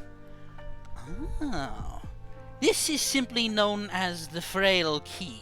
Very creative name. It is a small, cracked stone key. It can be used to unlock any locked door or object, but only a single time before crumbling to dust. Oh, that's helpful. Wow. I think we want to keep that too, right, guys? Mhm. Yeah. Okay. Alright. We go lock the door to his house and then It unlocks, not locks. Oh, we lock Well- it and then unlock it for free. Oh, okay, great. And then you break the key and have nothing. Oh my god. W. We borrowed The this key to ultimate lock prank. it. which can also unlock it if we use the other key. All right. So who wants to? I'm gonna put the frail key right here in the middle of the board. Whoever wants to take it. The ring I put over next to you, Maybell. I want the ring. That would be nice. That can be my antidepressant. Oh You're my also gosh. anti-empathant. That's fine. I have too much of that too. Okay. Maybell's gonna be a menace. Dude, the creature plus the I don't care about you ring. Oof. That's a good combo. Yeah. Don't Yeah. make me put it on. Somebody take the Somebody's damn ass yelling key. at you, and you just put the ring on. You just don't have to care anymore. I mean, yeah. That's a sick ring. Somebody take the key, please. I can't. definitely don't I'll need take it. the key. All right. I'm gonna put it over on your side of the desk. Then. Woo! All right. I'm gonna give you back the talisman because I don't. Oh, all right. The talisman Sure. that summons the little guy? Yeah, I don't want it. You got enough Wait, little wait. guys. I'm selling Oh. it. Little guys are kind of cool. All right. That's, Well, nobody listens to what I say, so I'm selling it. Okay. Did you put the ring on? Oh my gosh. No. no, this is just how she is now. So you hand over both of the objects. Well, if you'll just give me a moment and wait outside the office, I will assess the worth of both of these objects and let you know as soon as I'm done. It'll take me maybe 30 minutes. Thank you. I appreciate it. Thank you! You all just kind of shuffle Yeah. outside of the office. You know, out into You're so happy. the hallway of the guild here. Mm. He was nice. Good thing he could identify Yeah. your sword. That was cool. Mm-hmm. I'm just gonna Can we just idly stand Have a and pop my quick- sword in and out. quick discussion here, Piper? Love you Uh-huh. to death. But Oh, I love you too. let's try and think about things before we do them. Let's listen to people. Let's let them finish what they're saying before we make decisions that could go terribly wrong. Right? Oh, okay. Right? Does that sound good? All right. Okay. Yeah. I As put you're the sword you're away you're and like just- you're like I- pulling I- in and out the sword, like kind of like as like a little nervous like fucking fidget Just toy. fidget toy. Yeah. One of the times you summon it, it's not a sword, it's an axe. Whoa. And then you unsummon and resummon it, and it's a Yes. sword again before you took the time to realize. Bro got the rare chroma. I'm just It's- gonna. Yeah, it's cool. try It's cool, A couple more but- times. You try a couple more times, and if you think about it enough, you're able to make it come out instead of a great sword, instead to a great axe. Do they have different stats? No, it just changed how it looks. Oh, okay. It's just cool. Yeah. Really Nice. cosmetic. Purely cosmetic. It does still have the same jagged blade, but instead of the form of a sword, it's on an axe. And the long, like handle of the axe itself is equally ornate as the hilt of the sword.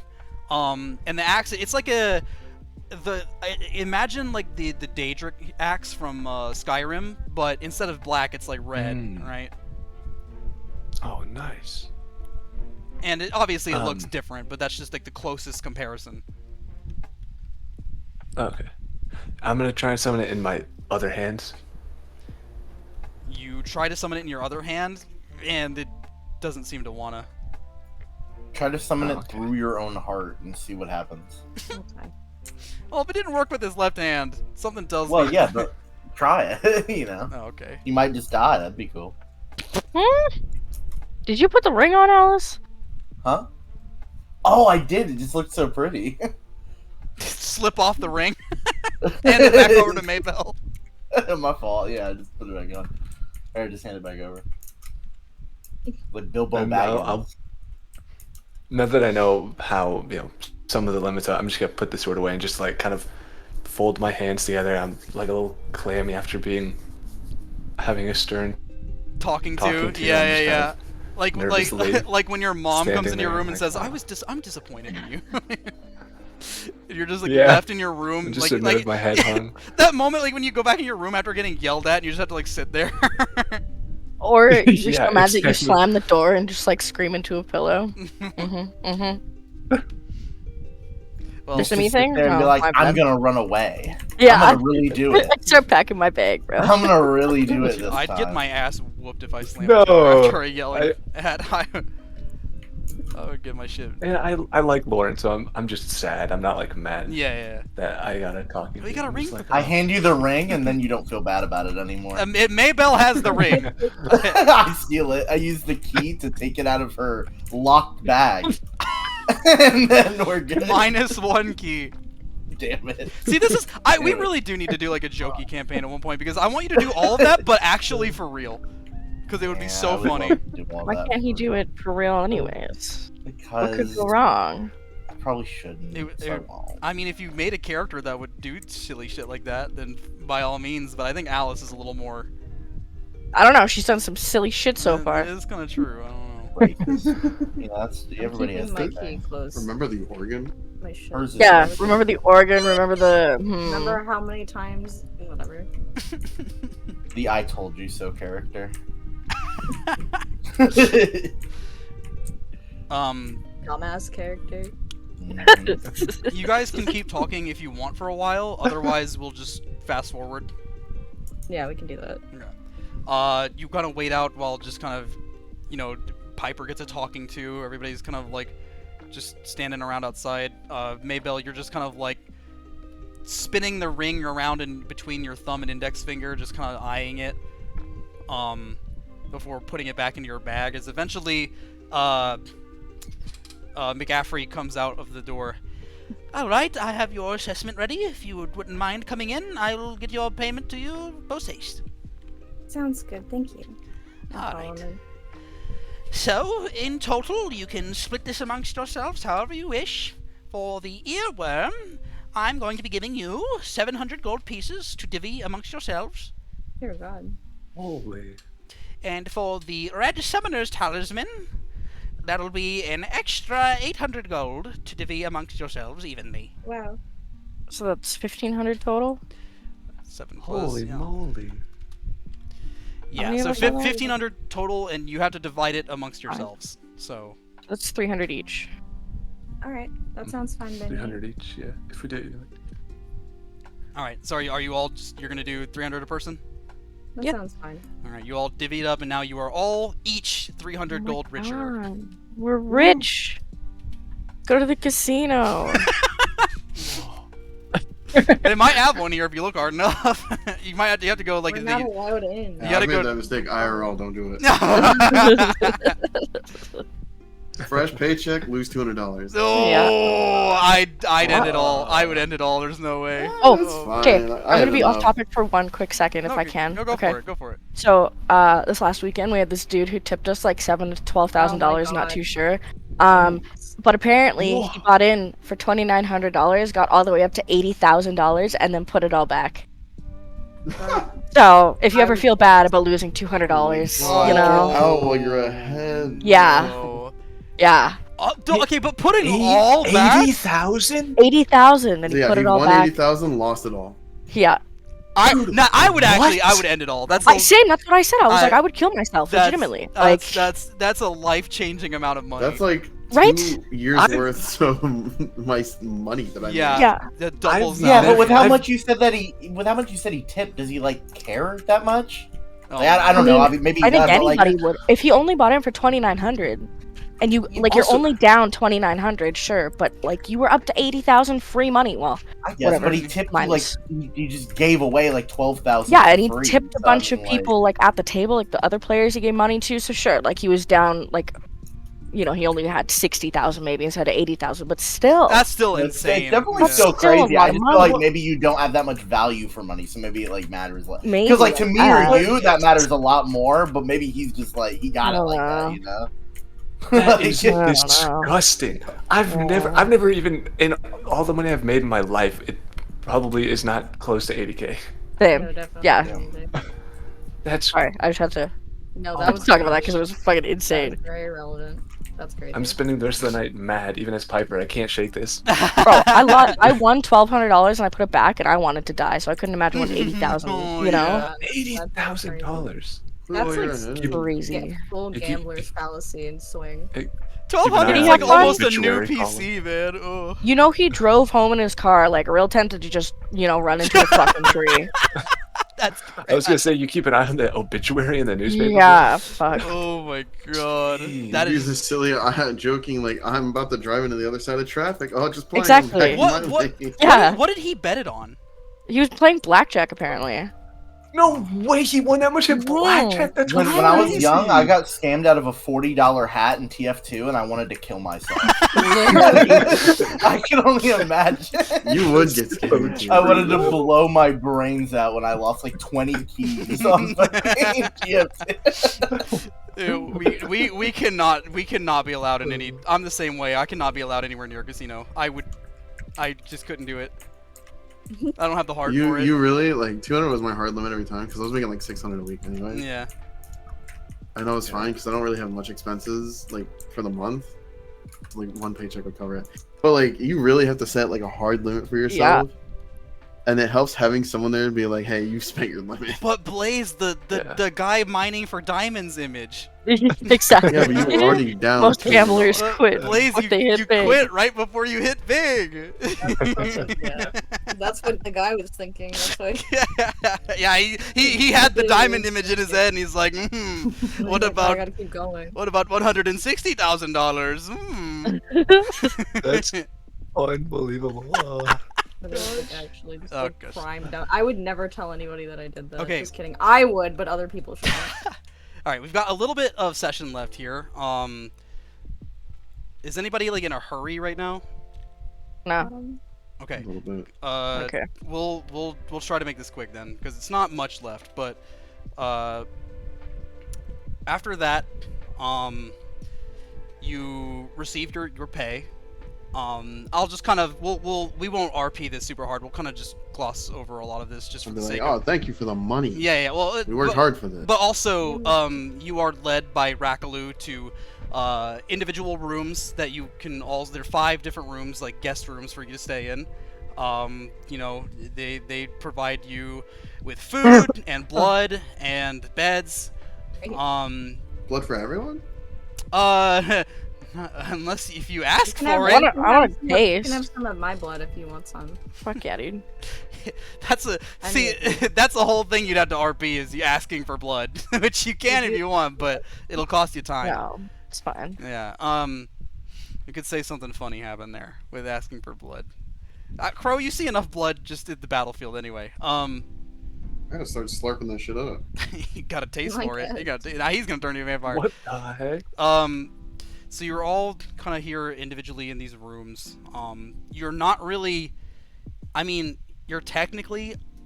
Yeah, no, you're not really allowed to like leave the premises of the guild for both being. I mean, for the vampires, obviously being vampires, but also you Reinforcement. generally get the consensus it's not a great idea while you have warrants out for your arrest to go out into the middle of the city.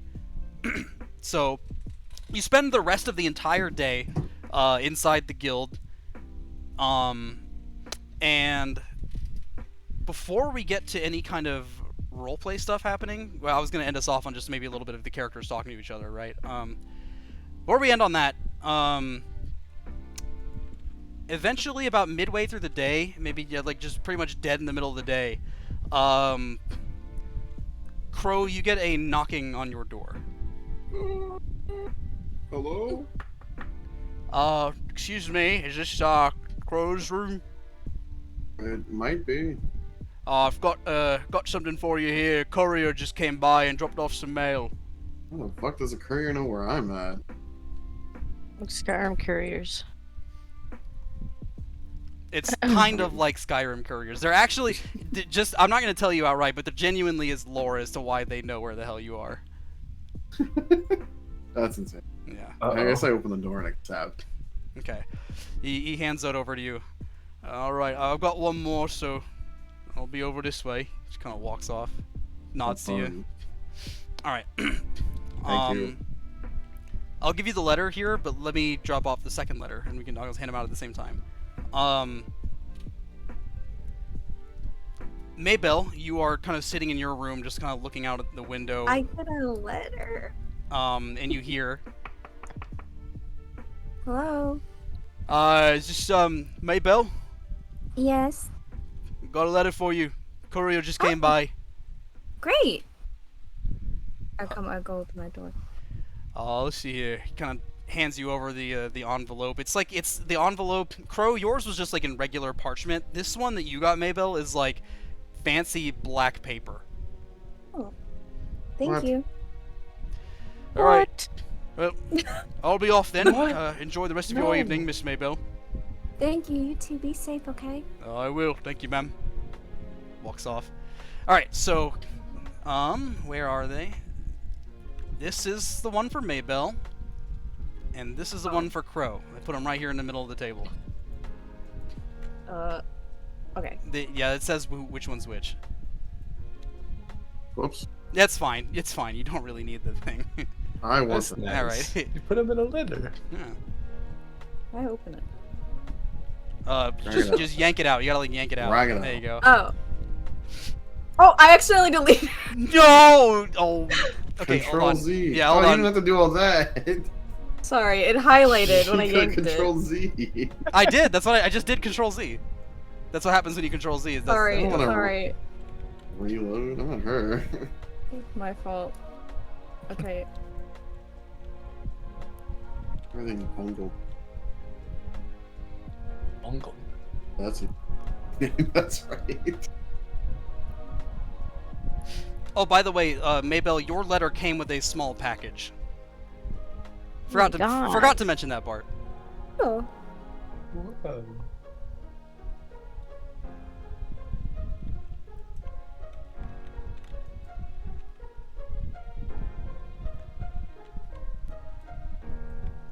Oh my god.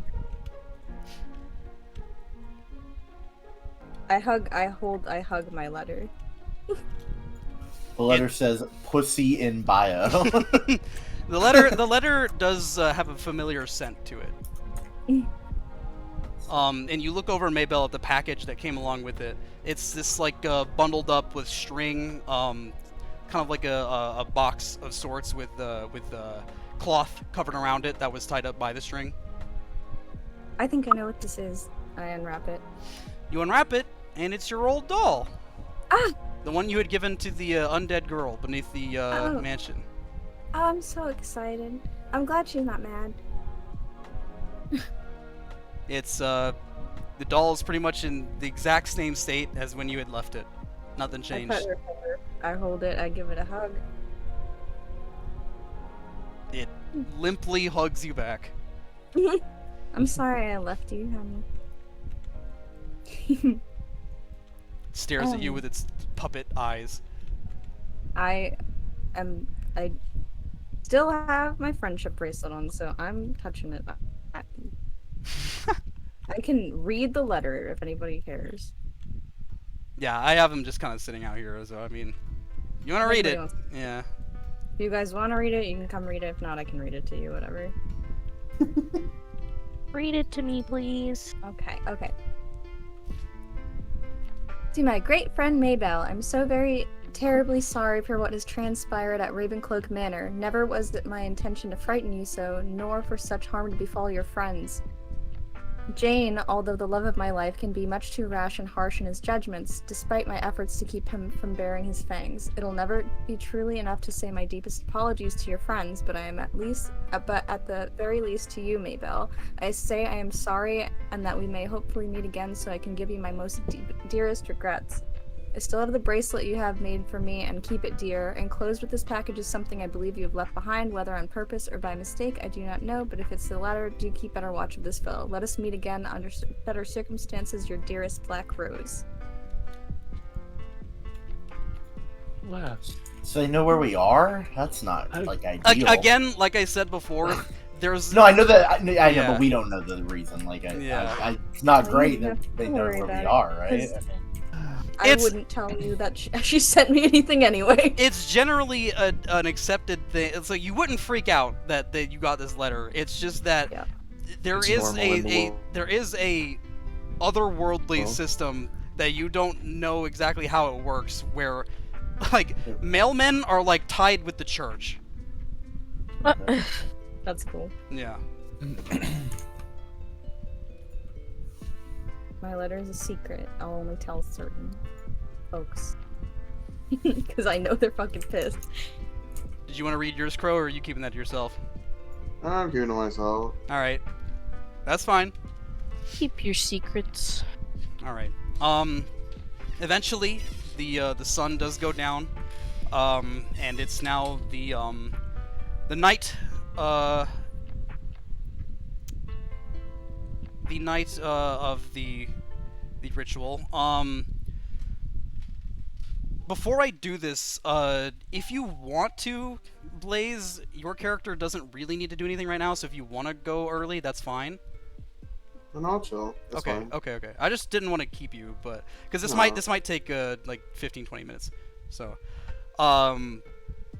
anyway, eventually, knocking at both the door of Alice and Maybell is each respectively is good old Haribold Fitzgerald. Good evening. He comes over to your door first, Maybell. Hi, Hello. How are you? I hope I'm not interrupting anything. No. It's time. Oh, okay, that's fine. Yeah, that's fine. All right. Okay. Well, then I'll go get the other one. Just come with me. Okay. Kind of goes over to your door, Alice, knocks on it. Hello? I answer and I get my hair is all fucked up and shit. What's up? Oh, sorry, I didn't mean to wake you from any slumber, but it's time for the ritual. Oh, awesome. I immediately close the door and just start getting ready and then run out. All right. I didn't know if you wanted any of your friends to be present. They don't have to. It only really needs to be you two, but... If Lauren's sleeping, I'll wake up Lauren and have her come. I would like Crow to be there. Piper and Crow, you guys, you do hear this commotion on the outside of the hallway. So if you wish, you can leave and join. I'll walk out. I suppose.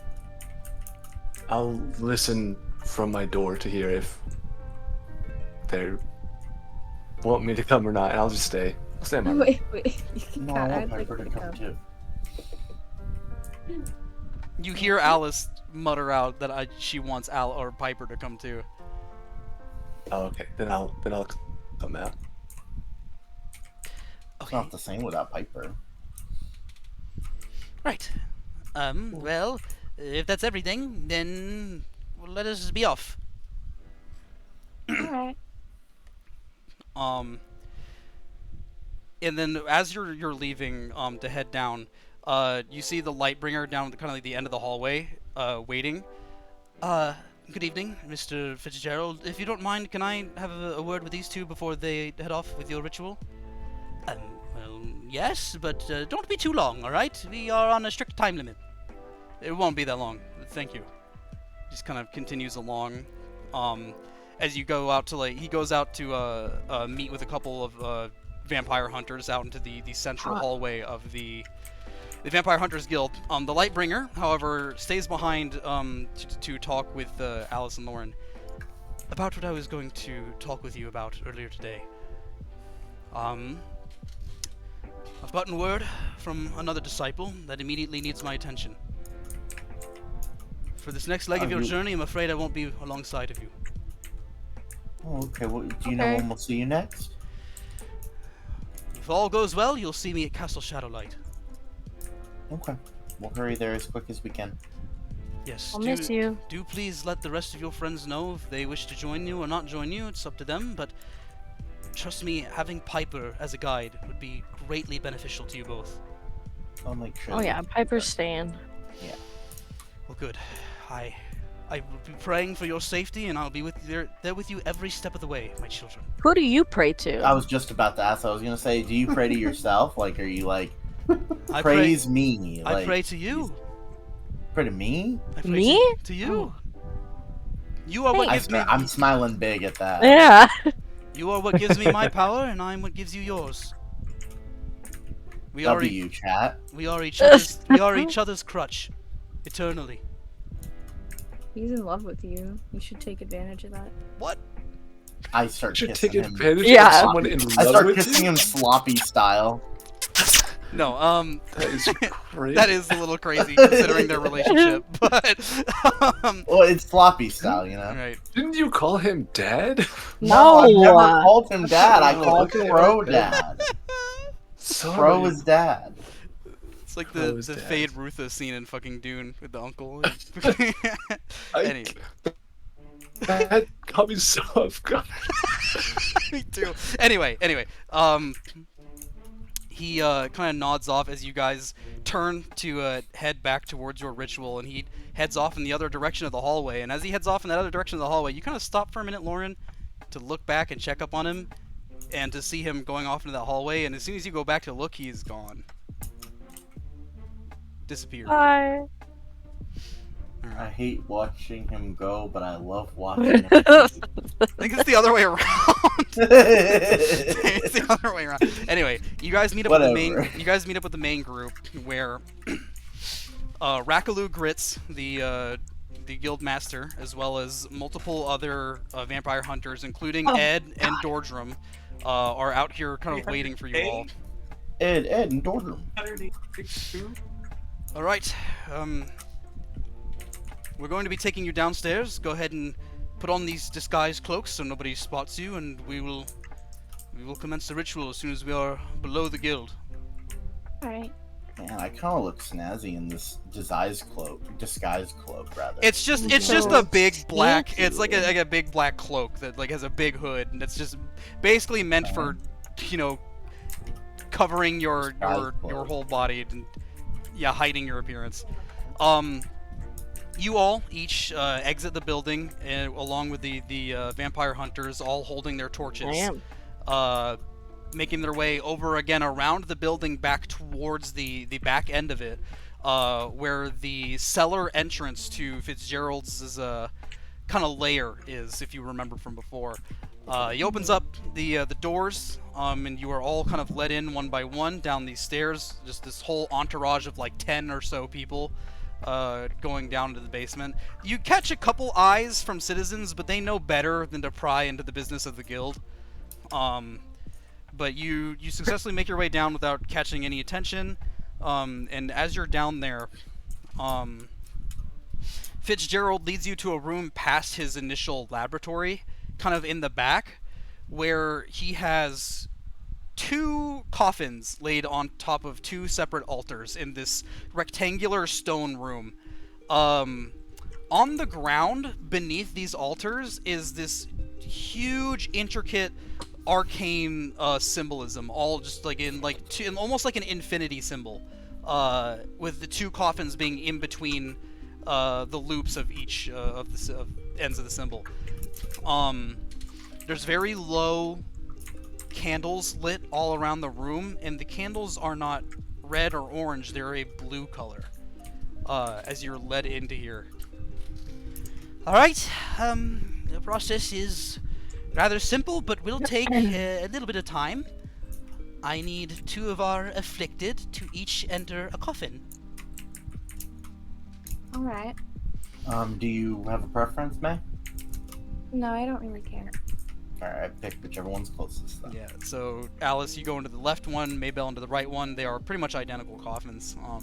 As you lay into them, they're a little uncomfortable because there's no real padding, it's just wooden coffin. So, I'll briefly explain to you what is going to be done. I am going to enclose you into this coffin along with each of your black diamonds, which I assume you have on you. Yeah, we have it. Okay, alright, just lay in there and place that diamond upon your chest with your arms crossed and close your eyes, and I'll do the rest. I'm going to recite a long incantation. It'll take me roughly 2 hours to complete. But God. by the time it's done, you will need to rest for the full night and wake up in the morning as living creatures again. Can we do anything to help? Well, you can be moral support and stay here as well, but generally, no, all that needs to happen is they stay down here with me. Okay. Alright. Shoot him a thumbs up. Haribold kind of goes over and he like has this wooden chair set in between the two coffins, kind of like towards the back of the room, like on by the wall, where he goes and he sits down in it. And the kind of like the heft of his weight, the wooden chair kind of creaks a little bit as he sits down. He like strokes his handlebar mustache for a moment before pulling out from beside him. He kind of like adjusts his monocle and opens up this long scroll. That's like, it's like Santa Claus's naughty and nice list that he like pulls out here. As it just rolls onto the floor and scrolls forward across the runes on the ground. Alright, if we're ready, kind of looks over at everybody. Two of the vampire hunters come over and close the lids to each of the coffins. Alice and Maybell, you kind of lose all the lighting from the room as you're just in this coffin, and you do as instructed. Close your eyes, put your hands to your chest with the black diamond there, and you close your eyes. And as you do, Haribold Fitzgerald begins to chant out the beginning of what seems like a long epitaph in Celestial.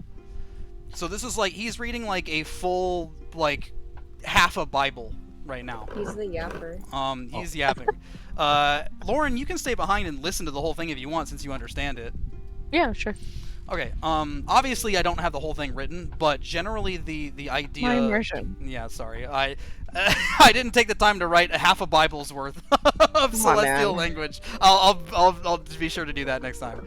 But the general gist is he kind of like begins to tell out. It's almost like a story in parts of Avok bringing life to the men of the earth, and how man was basically created from the elements of the earth itself into the image of Avok. Yada yada yada yada yada yada yada yada yada. Man did this, man did that. Yada yada yada. Rise forth, rise again, be reborn. Yada yada yada yada yada. Again, like 2 hours of yapping. And as he does, as he continues onward, the runes on the ground very slowly over time begin to change color and glow and light up.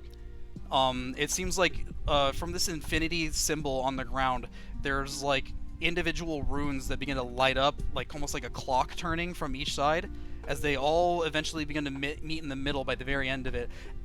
As this is happening too, all of the blue candles from around the room gradually and slowly over the course of 2 hours change back into a reddish orange color from blue. Until eventually Fitzgerald reaches the end of his long epitaph at the very end of the scroll, and then opens his eyes, and suddenly all of the fire goes out, and the only light in the room is the glowing from the runes on the ground. Well, now we just have to wait for them to wake up in the morning. Did you all can sleep here if you're truly worried about them, or you can return to your rooms and meet them in the morning. I'll sleep here. Okay. If that's alright.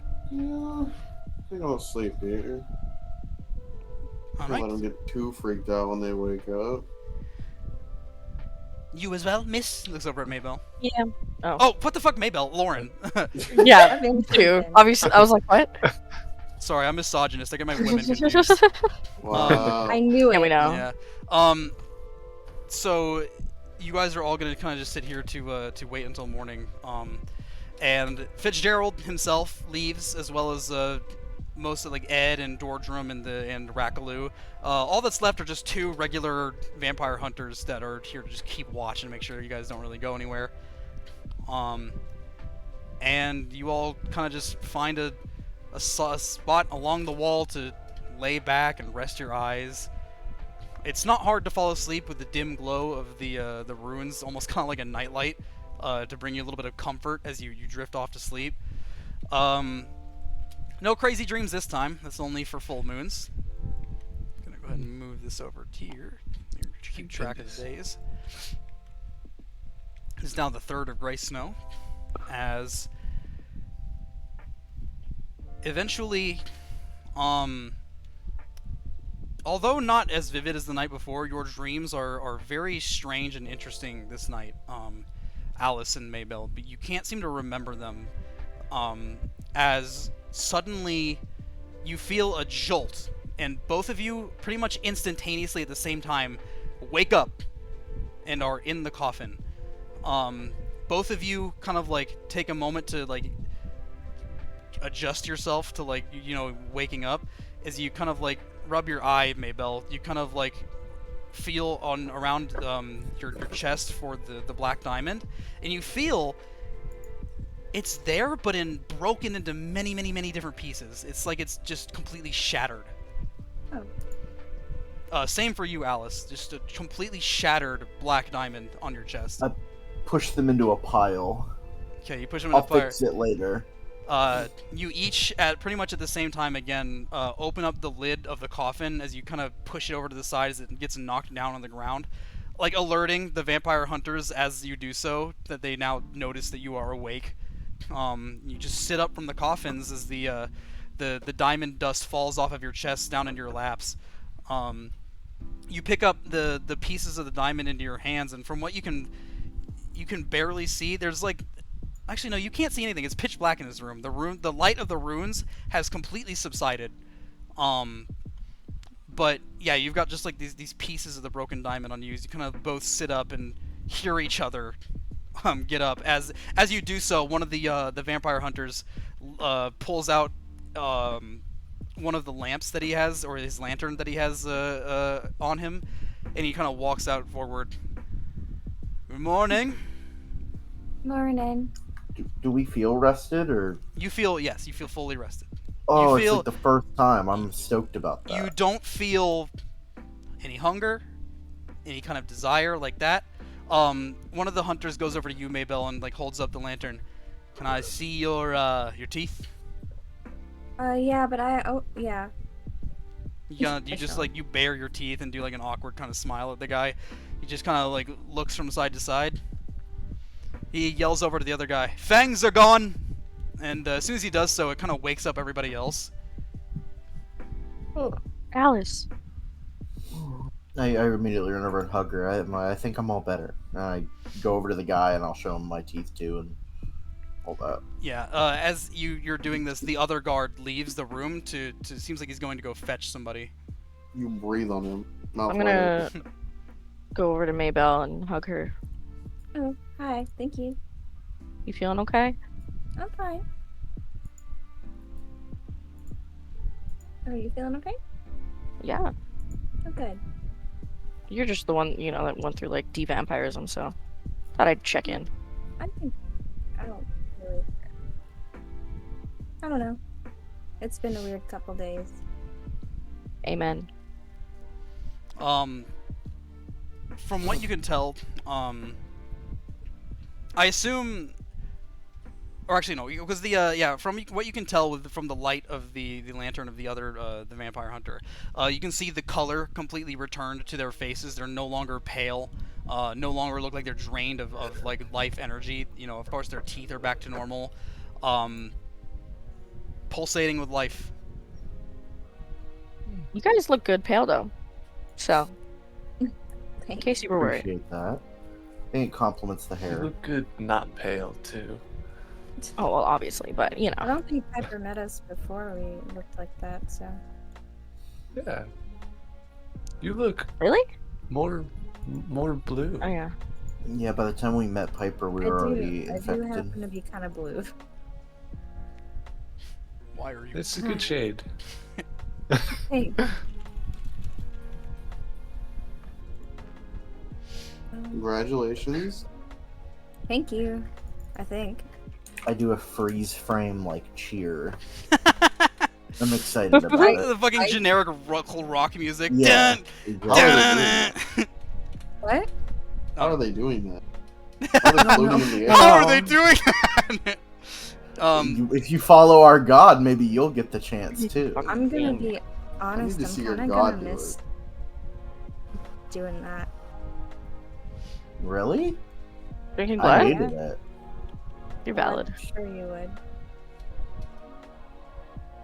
That doesn't really align with any of your stuff. This is a small part of me that's gonna miss that. Eventually, I after could do it some with my friendship bracelet. Yeah. There's a piece It'll of be Veronica, okay. you know? Mm-hmm. after some time passes, the other guard that left comes back with the guildmaster. His face wrapped up in the leather as usual, with his ears protruding to the side. He comes back in, hat and all. Good morning. Morning. Everything go as planned? Yeah. You tell me. I'm told it was a success. No fangs. No. That's good. That's good. Well, a deal's a deal. I don't know where you and yours plan on going next, but I need you out of Duskhill. I know. Yeah, we're out of here. We're We'll on be our way. gone. You can use the disguise cloaks to get yourselves out of town, but we won't be escorting you. You'll have to get out on your own. Okay. That's fine. Thank you. Not a problem. I hate to go on such bad terms, but if you ever come face to face with a vampire again, send us a letter. Sounds good. You all kind of get up and get prepared and go back upstairs briefly to gather your things as you're led out the front of the door, all of you with your large black cloaks. Pretty much, And my again, dog. it's like first thing in the morning. There's not very many people outside at all. So you're kind of lucked out in that sense that there's nobody really outside, but you do look slightly suspicious, the group of people with like black cloaks on. And now it is without the guild, without Ed, without Dordrum, without the Lightbringer. It is just the five of you and Noctua. The baby. Maybe. Door drum, more like door dumb. Got him. What? Oh, Nice. Oh, sorry, I run. No, I'm just kidding. No, you're all alone outside the I guild. yelled it back to him, like I said, "Hey, door drum, door dumb." Well, where are we, we gotta get out of here. So I guess we need to find a new place to go. We need to head up to what's the castle name? I wrote it down. I can't find it already. I'm so bad. Shadow something castle. We gotta go there. Why? I mean, me and Lauren at least have to. We our Lightbringer told us that's just the next place to go to figure out what's going on with all this undead stuff. If you guys want to, you're obviously still welcome. But that's where we're gonna have to go. Piper, you're still heading that way, right? Yeah, that's where I was going. Yeah.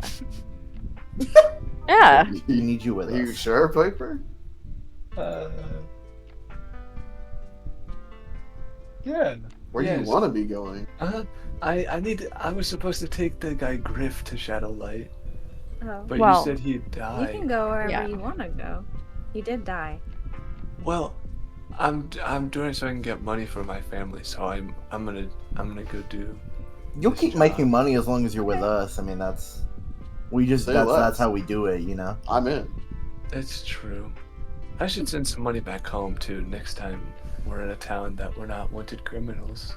Well, I Yeah. think that the mailmen know everything, so you could probably hit up one of them. Yeah, Is, just a mailman not here because Yeah, well, we that's need fair. to leave. Do you think that the next place we got has, I could send some Yeah. mail of my own? Probably. Probably. Hope. I if it's mean, a ask big Piper. Would that be there at Shadowlight? Oh, I don't know. I forgot Oh. how far it is. Somebody has a map yeah. you guys can look at. I'm pretty sure it's Lauren. I have Oh, it, yeah. Well, I was more asking if like the mail like stuff is still like if I'm- there would be somewhere that we could send stuff there because he's been I- there, right? I feel like, yeah, there's certainly mail at Shadowlight Castle, but there's probably a spot before that. I'm not sure yet. Okay. Either way, we Well, can definitely find a place for that to I happen. guess if everybody else is going, I'll go too. You don't have to just do what everyone else is doing, Maybell. I What do don't you have want to anywhere do? else to go. The person that originally came with me kind of left, and I guess I'll just go where you guys Yeah, go. fuck that bitch, am I right? Mhm. Who was that? What? He doesn't Her actually. and- He actually her- doesn't know. Her and her when- little rat when- too. I originally came with a friend of mine. Well, I guess I don't really think she's my friend anymore, but her name's Kyla, and she kind of ditched me to get some money. Oh, And then I never really saw her again. So then I was traveling with Crow, and Finch, and And he then likes money too. Finch had to go. Well, Finch got taken. I don't think you were there for that. Finch got taken. no, But I we don't ran know. in- Oh, yeah, you told me about him, though. Yeah, we ran into these two before that, and they've been around, which has been nice.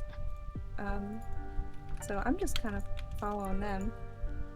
But you don't have anything that you want to do? No, not really. I'm just trying to learn what's out here. Oh, okay. I'm kind of Really? trying to figure out where I should be. So this is Yeah. kind of a good spot to figure that out, because I don't really know where I belong. I don't really know where my family is or anything like that. So maybe I can find some clues along the way. Cool. Well, if you ever need a place to stay, my mom is always taking in more Thank you. urchins like me, different people. That's Thank you. that's what they called me. Yeah, I've been called that before. I appreciate that. What a silly name. Alright, should we go? Yeah. All right. Before we end the session, can you pull out the map, Alexa? Or yeah, Alexa, if you can. Yeah. 'Cause as a party, we should probably discuss our next steps here. Also, I need to know as DM. So you have it with you on the board, right? You open it. Oh, you just gotta yank it out. Oh. Here. It was there. There you go. Yeah, thank you. I'm gonna pull it onto the board real quick, and I'll give it back to you. Whoa, my game froze. Whoa. Whoa. Right? Okay, there we go. My game was going crazy. All right, so here is our map. Where the heck are I'm we? gonna lock it into place real quick. We are right here. Okay. The map is blank for me, so Oh, what? Oh. Really? that's okay. I'm Hold just on. tagging along anyway. Can you see now? No. What the? It's okay. Everybody else can see it, right? Yeah. Okay. Yeah, you're all right here. This brown line is the main road, but of course like you did before from Corvin to here, you can cut through. It's just you probably run into something, right? Okay. Um, What's Shadowlight Castle? Is that? that's this. Yeah, that's this one. right over here. That's Shadowlight Castle right there. Okay, gotcha. We could stop in town over here and drop off some mail and get if we need to do any shopping, we can shop and then we can go to Shadowlight. Alright. That sounds good to me. What is the name of that place? I forgot what I named that city. Hold on. Should Butt we bird. head straight through to go fast or? Yeah, but we also gotta be careful because we're in trouble. Oh Yeah. Maybe we can. Let's do it. Actually, I feel like we should stay off the road since we're in so much trouble. Yeah, probably. But are we only in trouble here? Because the other place, that's a different. Is this a different? Different. Yeah, Country? that's Fray territory. You're currently in Korik territory. We might be okay over there. So maybe Yeah. we just head for the border quick as we can, I think that's probably a good idea. and then we get to town. All right. You got a set course. Whoa. This guy got twisty arms. Good. You said you Yeah, didn't that's have good. Jesus Christ in this campaign. Look at this crown of thorns right here. He does look kind of Jesus-y, doesn't he? All right. So then your next step is going to cut through from all the way through the Nightlands directly into the Winterlands. Oh. So you see how the it kind of comes from gray to white here? Yeah. That's the Winterlands. Currently, Oh, you're that sounds yeah. It's gonna be cold. cold. It's going to be Awful. pretty cold, considering it just turned winter. We're gonna need Ah, different clothes. It's December. Yeah. This December. Or rather, yeah. Exactly. Winter's Giving is soon, guys. What? So I love We that's never Winter's celebrated Giving. Winter's Giving before. We used to do it all the time back where I came from. We used to do handmade gifts because we didn't have a lot of money to get stuff for people. But now I have money. You do have money. You have You can money. get so many cool Winter's Giving presents. Wow. I can't wait. What do you guys want for Winter's Giving? We can. I want a cat. Ah, I want a cat too. We can have a cat for the party. this is all non-canon, because that's not a real holiday. Well, no. Back where I come from, it is. It's No, like it actually it's not isn't. like a really well-known It's thing. no, It's it's just no, like that. Not even Lauren knows what the fuck you're talking about. Well, no, just like a few families back where we come from used to Wow. No, he's actually your character. do it. We called it Dirty Ganta. Alice is making shit up.